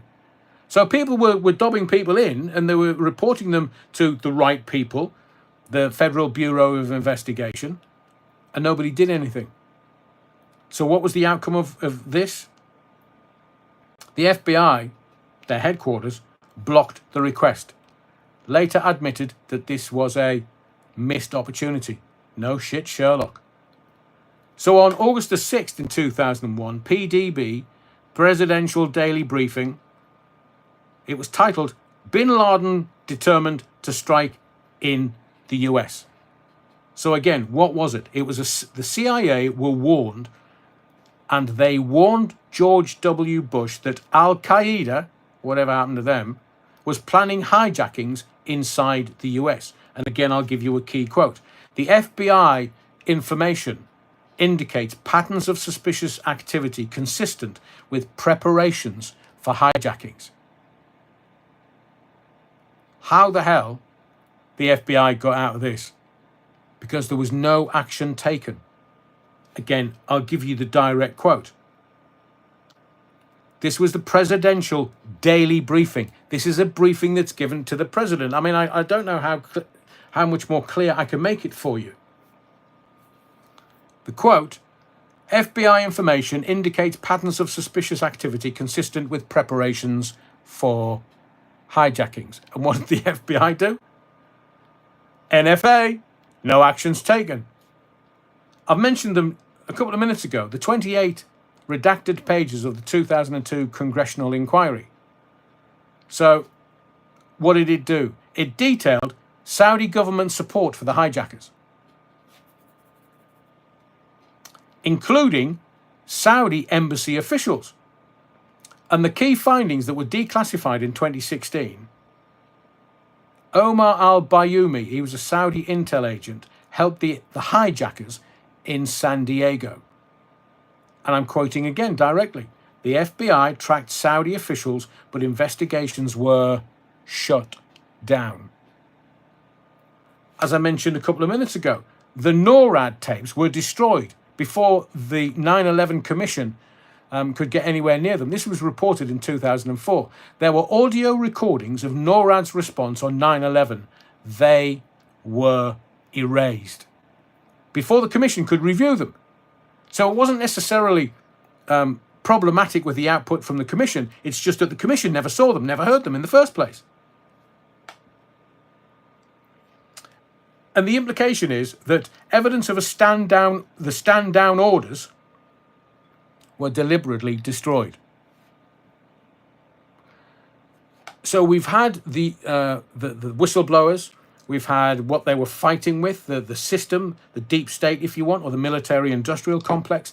Let's have a look at a brief timeline of missed warnings. So we're talking 1993 to 2001, 9/11, 2001. So we'll do the 1993 WTC bombing. It was the kind of the first warning. The event was Al-Qaeda, whatever happened to them. It was the first attack on the WTC, the World Trade Center. What came out of that was FBI informant Emad Salem warned of future attacks, but was ignored. In 1995, it was called Project Bojinka, a Manila air pilot. So Al-Qaeda, the Americans were told, Al-Qaeda planned to hijack 11 planes over the Pacific. And one of the key details out of this Project Bajinga was that plotters included Khaled Sheikh Mohammed. He supposedly was the 9/11 mastermind. Not Osama bin Laden, no, Khaled Sheikh Mohammed. And the outcome of this in 1995, Philippine intelligence warned the CIA, but again, no action taken. Can you see the pattern? The pattern of behavior? We get to 1998, and it was the US embassy bombings. Can you remember those? Al-Qaeda bombed the US embassies in Kenya and Tanzania.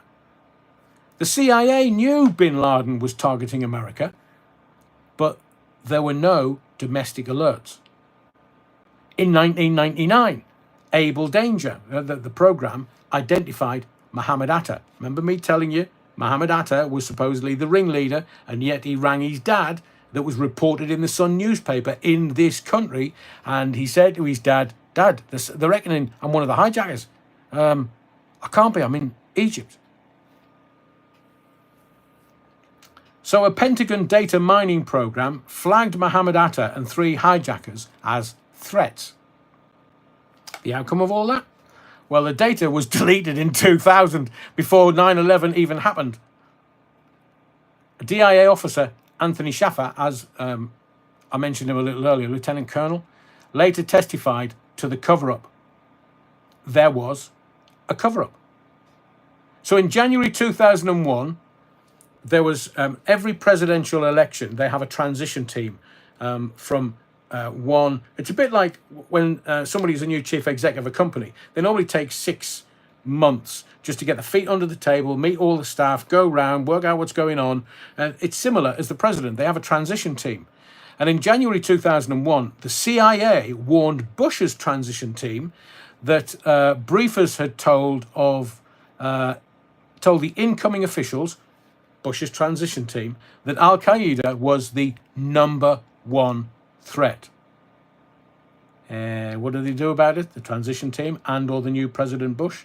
Absolutely naffle. There was no policy changes whatsoever.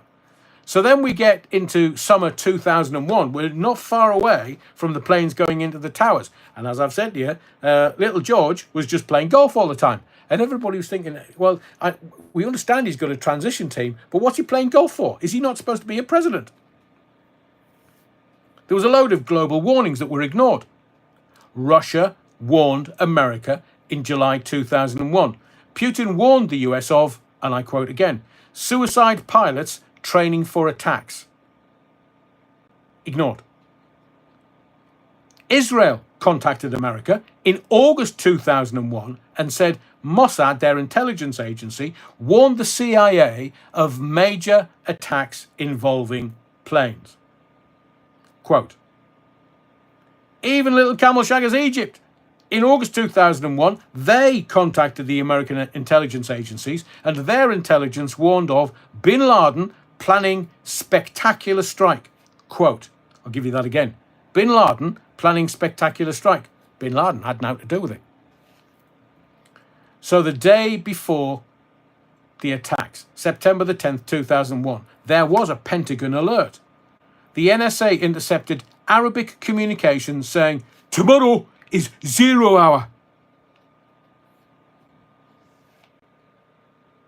They didn't share it with the FAA or FBI in time before the planes went into the 2 towers. But some Arab saying, tomorrow is 0 hour. They think we're thick. So the evidence of foreknowledge. The FBI and CIA knew. Multiple field agents warned of hijackings, flight schools and Saudi involvement, but were blocked by higher up the food chain. The White House ignored the warnings. The August 6th presidential daily briefing proved that Bush was briefed before the attacks. The military drills caused confusion. The NORAD war games, Vigilant Guardian, delayed the intercepts. So the fighter pilots were buggering about on an exercise while America for real was being attacked. Or was it? And all the cover-ups, as I've proven with the evidence and the paperwork, all the cover-ups, the aftermath, tapes were destroyed, whistleblowers silenced, Saudi ties were buried.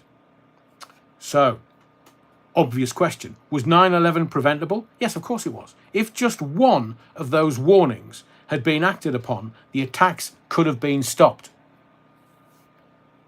I know what you're going to say to me now. Come on, Adrian. Who blocked the investigations? FBI Headquarters Director Robert Mueller. CIA, it was George Tenet. At the White House, it could have been Bush, Rumsfeld, Cheney, could have been any one of those usual suspects.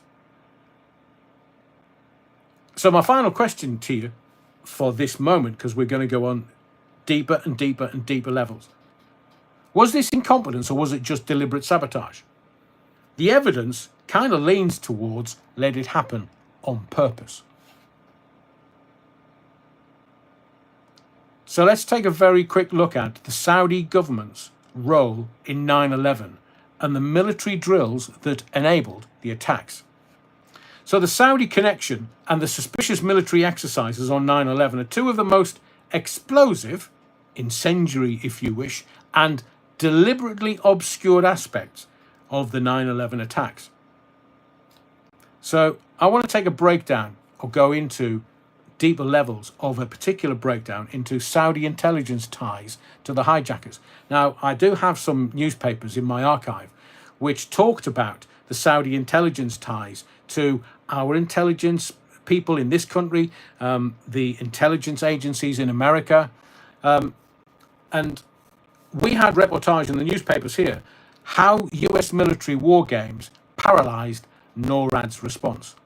So, let's have a look at the Saudi government's involvement.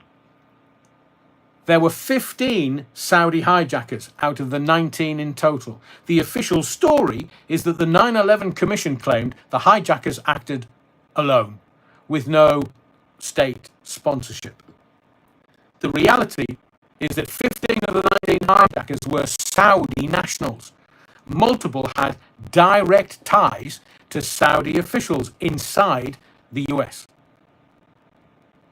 Those key Saudi officials linked to the hijackers, there was an Omar al-Bayoumi, a Saudi intelligence agent. His role was he paid for the hijackers, housing and flight training in San Diego. He was the money man for the operation. He met with Faisal al-Qasimi, a Saudi consulate official before 9/11, and the FBI's findings, they found that he and the hijackers, for want of a better term, received monthly payments from Saudi government. So these Saudi officials received the money to help and assist the hijackers. It's now like a guilty mind, is there? He fled the US days before 9/11. There was Fahad al-Thumari, a Saudi consulate imam in Los Angeles. His role, he helped the hijackers Nawaf al-Hazmi and Khalid al-Midhar settle in California. And this Fahad al-Thumari, the Saudi consulate imam in LA, was linked to Al-Qaeda recruited Anwar al-Awfaqi.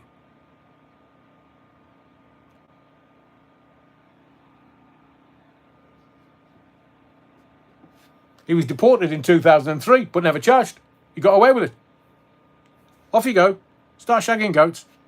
Foxtrot Oscar. There was Prince Bandar bin Sultan, Saudi ambassador to the US.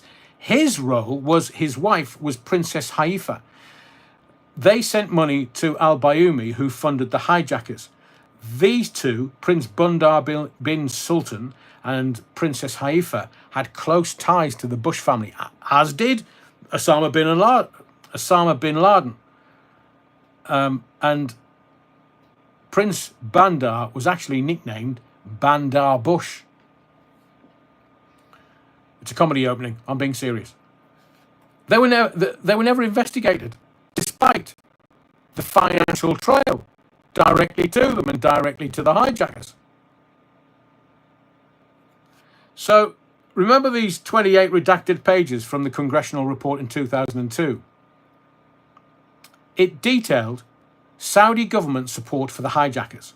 That's a given from what I've just told you. They named Saudi officials in the US who provided logistics, as I've just told you. This was only declassified in 2016, 15 years after 9/11. The congressional report was still heavily censored, but confirmed the FBI had tracked Saudi agents. Were you aware that there was actually a lawsuit, Saudi Arabia versus the families of the 9/11 victims? And what did they find? They found that the Saudi government funded a dry run for the hijackers before 9/11. Saudi charities funneled money to Al-Qaeda. So Bush and Obama, that's Bathhouse Barry, blocked any lawsuits. And George W. was always going to do that. They both blocked any lawsuits against Saudi Arabia. Now, Donald Trump allowed the case to proceed in 2019, but there's still, in 2025, no major ruling yet. So let's have a look at part 2, the military drills that paralysed NORAD on 9/11. Now, NORAD's normal response protocol pre-9/11 would have been they would have scrambled jets within 10 minutes of a hijacking alert. And remember that the way that the aircraft would have alerted control is by a 3-digit pin that they put into a transponder, and it's only known to the pilots. So they would, for example, and I'm just giving this as an example, say it was 123 or 111 or 999. It was a 3-pin digit that was put into the transponder. The minute that that transponder code was changed, control knew that the plane had been hijacked. And NORAD would have scrambled jets within 10 minutes of the hijacking alert. But no jets intercepted Flight 11, 175 or 77 before the crashes. Flight 93 was shot down, as per some evidence, not crashed by the passengers. But not one of those pilots put the 3-digit code into the transponders. That tells me the pilots weren't even on board. And you know the door into the cockpit? It's really thin. Most people, whether it be flight crew or whether it's pilots or anybody that's getting into the cockpit, they have to turn sideways. It's narrow. So they're saying that, people were fighting the hijackers, and the hijackers managed to get into the cockpit and kill the pilots and then drag a dead weight out of the cockpit while flying the plane. So the military drills that caused the confusion, the exercise was Vigilant Guardian. Vigilant Guardian. NORAD, September the 11th, 2001. It was a simulated hijacking drill, as I said, running the same morning at exactly the same time. That's why one of the controllers says, is this real world or is this exercise? So real hijackings were mistaken for part of the exercise. NORAD commanders later admitted, we thought it was part of the game. So the exercise Northern Vigilance, what was it? It was a mock Russian attack drill. It was diverting NORAD jets to Canada and Alaska. Now I know we're talking about jets here that can cover some ground. But there were 2 exercises. The second exercise, so not the NORAD exercise, Vigilant Guardian, was around and about all of the commercial airlines. But Northern Vigilance was a mock Russian attack drill diverting the jets away to Canada and Alaska. So what happened? The F-15s were scrambled from Otis Air Force Base too late. It took them 20 minutes to reach New York City. And that was after the planes had gone into the towers. And there was another exercise going on called Global Guardian between September the 10th, the day before, and September the 11th. So what was it? It was a nuclear war simulation involving hijacked planes. So the air traffic controllers were really confused, and they were confused with real hijackings, and they confused them with real drills. So there's 3 exercises ongoing on September the 11th. There was the Vigilant Guardian, it was NORAD. There was Northern Vigilance, which was NORAD. And then there was Global Guardian, which was STRATCOM on September the 10th and the 11th. Nobody's told you that, have they? They might have told you that there was an exercise ongoing. One exercise, but there was actually three. Nuclear war simulation, a mock Russian attack drill, and a simulated hijacking drill, all running the same morning of 9/11. So the effect of all of that was the air traffic controllers were just confused.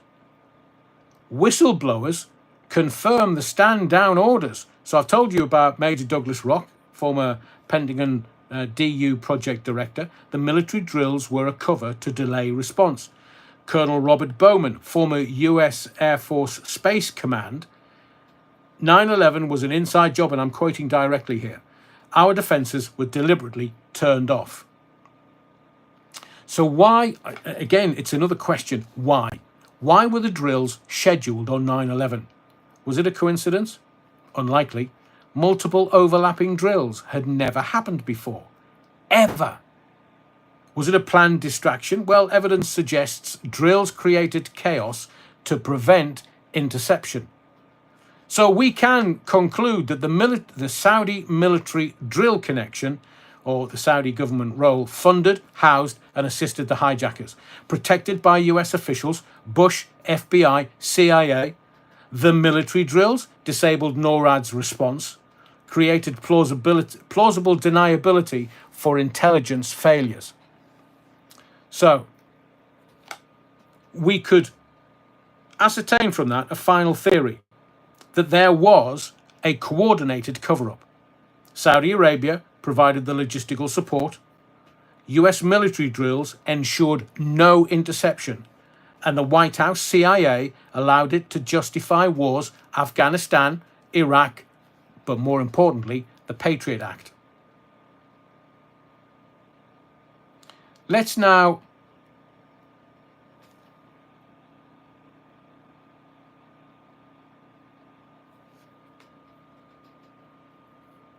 Lord Wookfit makes quite a good point. At the time the aircraft were hijacked, they would have been on autopilot. So pilots could have been killed and dragged out, no problems. Doors locked. You can't get into the cockpit. Or was the locking of the cockpit doors actually one of the things that came out of the 9/11 attacks?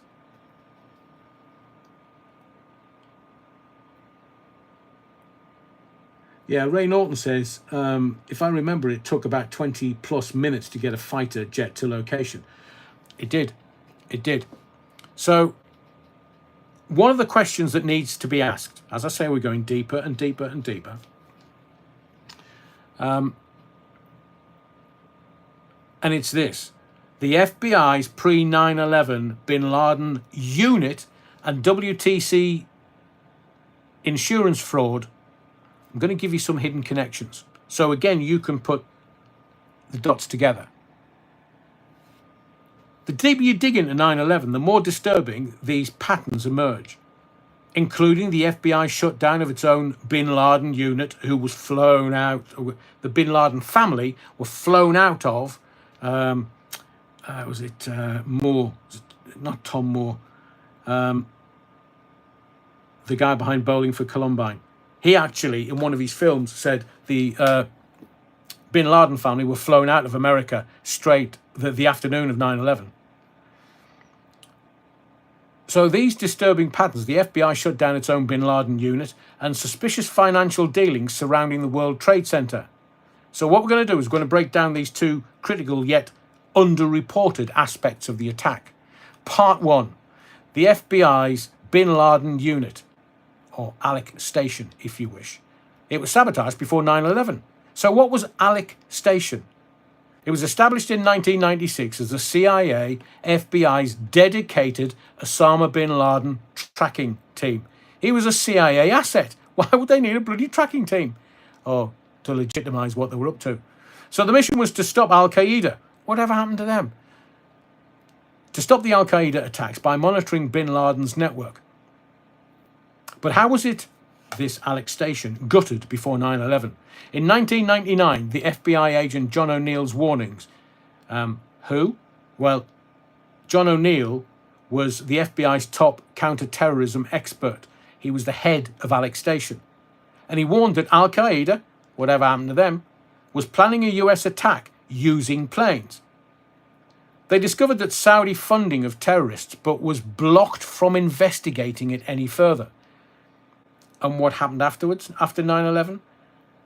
He was forced out of the FBI, July 2001, after exposing security failures. So even though people, whistleblowers, were reporting it up the chain of command, it was blocked from being investigated. So he was forced out of the FBI literally 2 months before 9/11. And he died in the WT World Trade Center on 9/11 because he had a new job as the World Trade Center security chief. So he died in the attacks. Some of the American agents were muzzled or blocked, if you want. Some of the intel was definitely blocked. This is between 2000 and 2001. I've already named you the Able Danger Program. Identified Mohammed Atta and hijackers in 2000, way before 9/11. But the data is just deleted. FBI agent Robert Wright wrote a memo, vulnerability of the US to terrorism, completely ignored. Colin Rowley's memo, the Minneapolis FBI headquarters blocked warrants on one of the hijackers. So Alex Station was shut down in the summer of 2001, just before the attacks. But the key detail from this was the unit was dismantled months before 9/11. But why? Maybe it was between the two agencies, CIA and FBI. Maybe they were just handbags at dawn. And maybe it was just a turf war between the CIA, which is worldwide, and the FBI is domestic, over intelligence sharing. Or even political pressure from the corrupt American politicians to avoid embarrassing the Saudi allies. Now, George Bush Sr., as the first Bush president, had really tight ties to the Saudi allies. But we do have a smoking gun. The smoking gun, FBI translator Sybil Edmonds. Now, what Sybil said was the FBI had translators warning of 9/11, but intentionally mistranslated Arabic intel. So they were getting it via the translators, but they were intentionally, and I'm quoting, mistranslated Arabic intel. So the Saudis, the Turks, Israeli intelligence had prior knowledge. But they were gagged under state secrets privilege in 2002, so they couldn't tell anybody, and they were fired after exposing the cover-up. So they don't have to kill you. Financially, they'll just ruin you.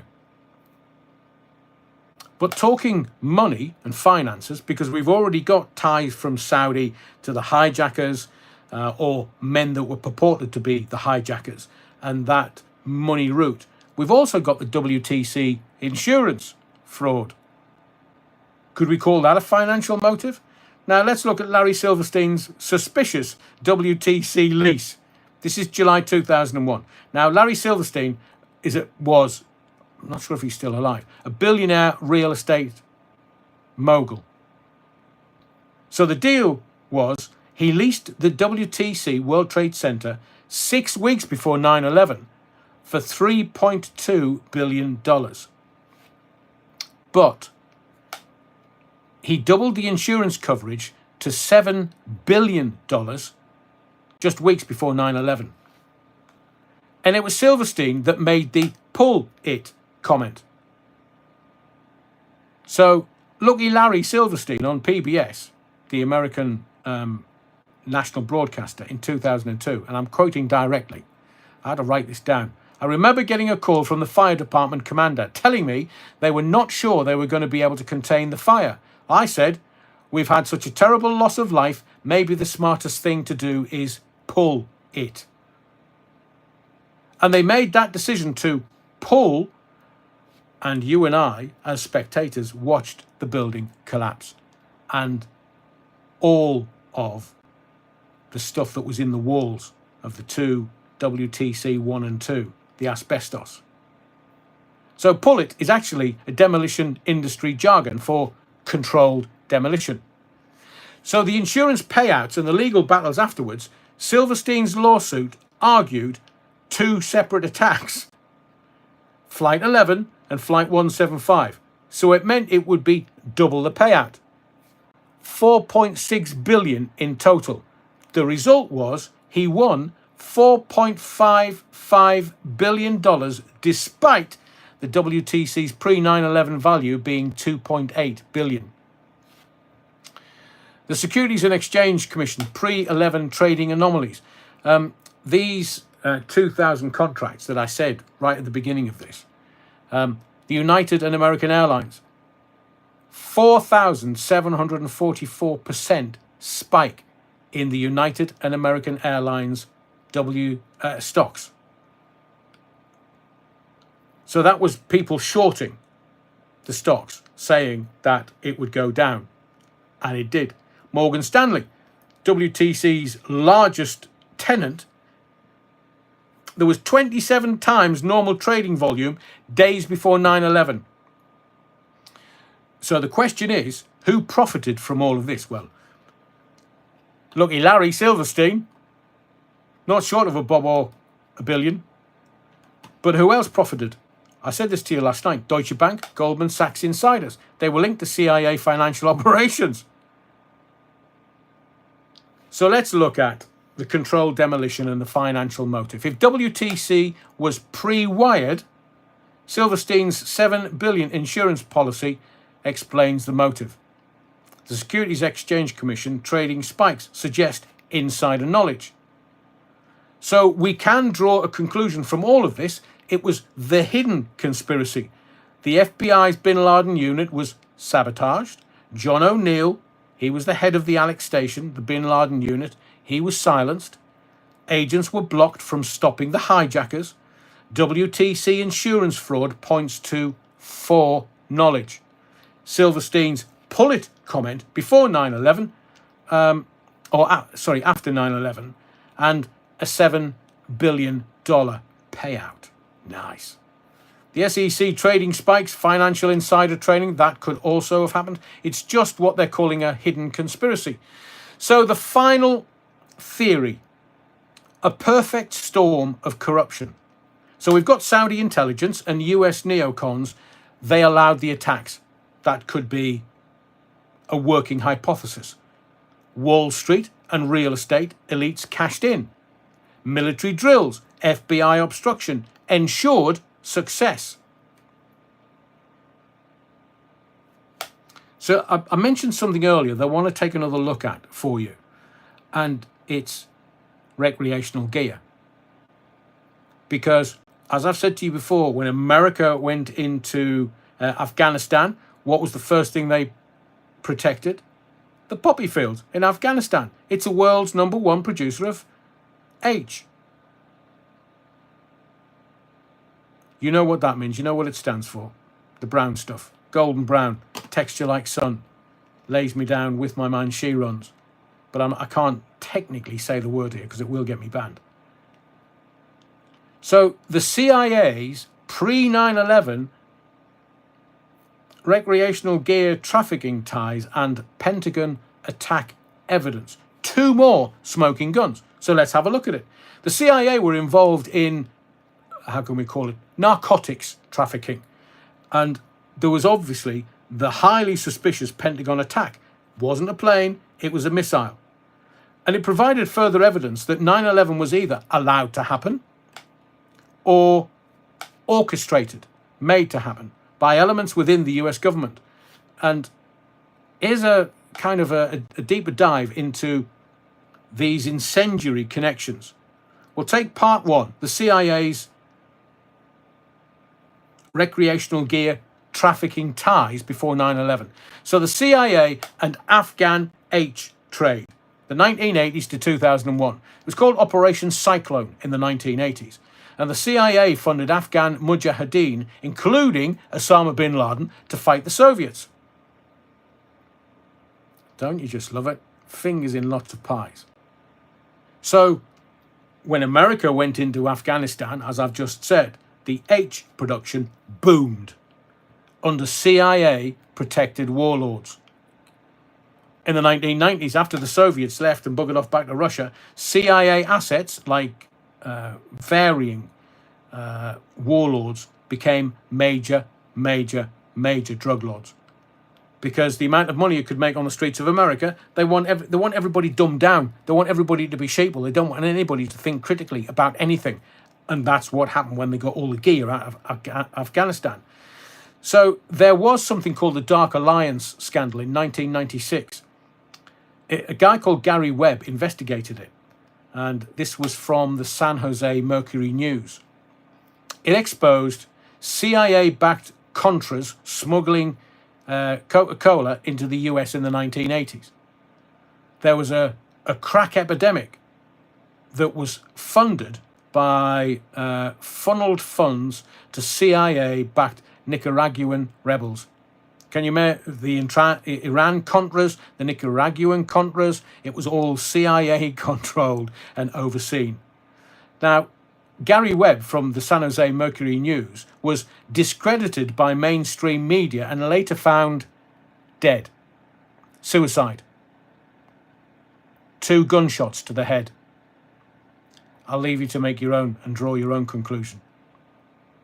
But there was also the CIA and Bin Laden drug network. From 1996 to 2001, Bin Laden used the H trade to fund Al-Qaeda. Whatever happened to them?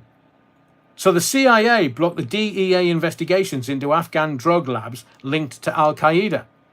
Wonder what happened to them.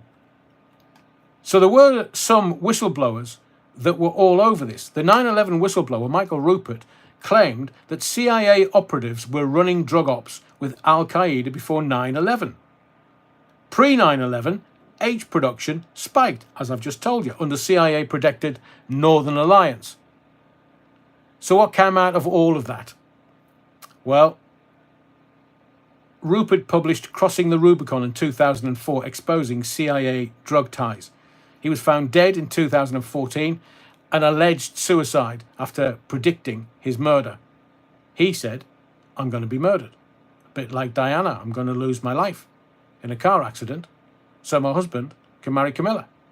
She said that, not me. So why does this matter?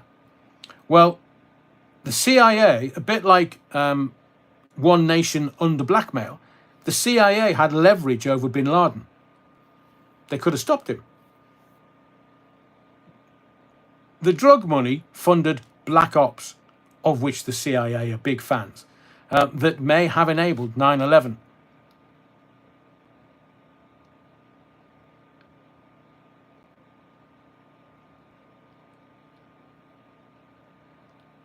Should we take a look at Flight 77's impossible maneuver? I watched a video today where a pilot of a light aircraft was put in a simulator, and they wanted to simulate the plane that went into the Pentagon. So you know this final turn, are you aware of that? So Flight 77, this is the flight that went into the Pentagon. It did almost a death spiral. The final turn to kind of fly into the Pentagon. Now, Flight 77 dropped 7,000 feet in just under 3 minutes. It did a 330-degree corkscrew turn beyond the hijacker's skill level. Now, the pilots for 9/11 Truth have said and have showed the maneuver was near impossible for a 757. But there was also the black box mystery. The FBI initially said no black box was found, and later claimed it was recovered, but as I said last night, too damaged to read. So should we look at alternative theories? Working hypotheses? It was a missile strike. Some evidence does suggest that Global Hawk drone or missile, that was it. That was it. Global Hawk, that's what the remote control for the planes was Global Hawk. Do your own research and you'll come to exactly the same conclusion as me. Global Hawk. They're looking at drone or missile. It was a missile because there's been evidence you can see the front of the missile before it went into the Pentagon. And the no plane theory. Only a bomb or a projectile could have caused the damage. So why does this matter? Well, if Flight 77 didn't hit the Pentagon, the official 9/11 story collapses completely. The lack of transparency, destroyed footage, no wreckage, suggests a cover-up. So you could conclude that the CIA drug Pentagon connection, the CIA's drug operations funded Al-Qaeda, whatever happened to them, giving them leverage to stop 9/11, but they didn't. Pentagon attack anomalies suggest a false flag or staged event. Whistleblowers who exposed this were silenced or killed. So would you say this was a deep state operation? The CIA protected drug networks that funded bin Laden. Pentagon attack was staged to blame Al-Qaeda and destroy evidence that was in the Pentagon of various nefarious operations. And 9/11 was used to justify wars, surveillance, and more importantly, oil grabs.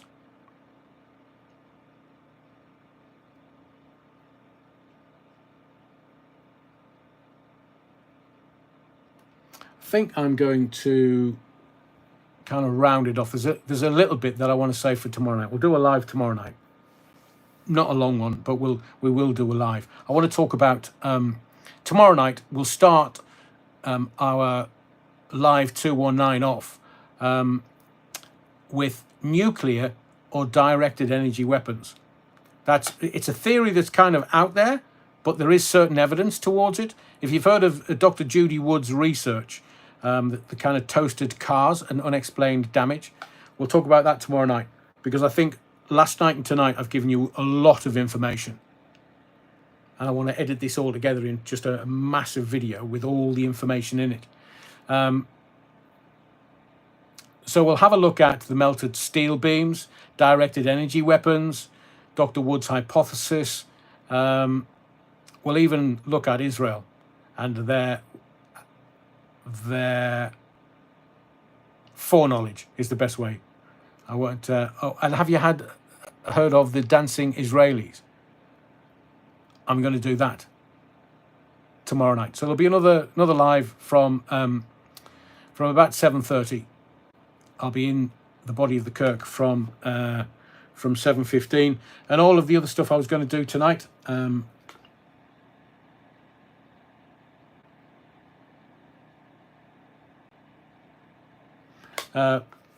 Lord Wookfit says, drug dealing is a dangerous occupation. Lots of people get capped, funnily enough, and it isn't always by a government. Oh, I know. We never find out about it at all. Thank you, Les. I'll have a look at that. Brilliant. Thank you very much. I think we'll round this off because I've given you a lot of information. But if you want to go and do your own research, research Global Hawk. I gave you Echelon the other night. Look at Global Hawk. It was how they flew empty planes into WTC 1 and 2. Remote control. I might talk about that further tomorrow night because I have got research that I've had since, God, the 90s. Global Hawk was around before 9/11. And the only reason that Global Hawk is not used on every single commercial airline in the world is because, like electric cars, would you get on an aeroplane that was being flown remotely? There was no pilot up front. It's a tough ask, but I'll try and explain more about Global Hawk tomorrow night. Thank you to everyone that's been in the body of the Kirk this evening. I know some of it's quite dry, but it's a historical document that I'm going to put together and just leave on the channel because it covers everything, every single hypothesis, every single take, and just gives you the truth for you to decide. Me, I thought it was an organised operation. I believe there was nobody on the planes. I believe the planes were bombs, and it was created, funded by the Saudis, and tied by the American government to the Saudis and Mossad and the Israelis. It was there to go to war in the Middle East and secure the gas and oil all over the Middle East. Afghanistan, right on the Caspian Sea. Within 3 or 4 days, They were agreeing, Russia and America were agreeing to build the pipeline from the Caspian Sea down to a warm water port in Pakistan. That is still funding billions and billions and billions of dollars of oil and gas. There was Iraq and Syria and various other countries in the Middle East. And we're still seeing repercussions of 9/11 today. Greater Israel, if you wish. So tomorrow night we'll go for another live and kind of round everything off. My name's Adrian Allen. Thank you for your likes. Cool, blimey, tough audience tonight. Thank you for your likes. Please smash them on your way out of the body of the Kirk. Thank you for your subscriptions, but most of all, thank you for your indulgence. My name's Adrian Allen. Be well, stay safe, whatever you do. Make sure you've got a bit of emergency Battenberg on you for obvious reasons. And I just want to remind you, this is not a show. This is a mission. And we continue tomorrow night, Thursday night, 7:30. See you then. See you tomorrow.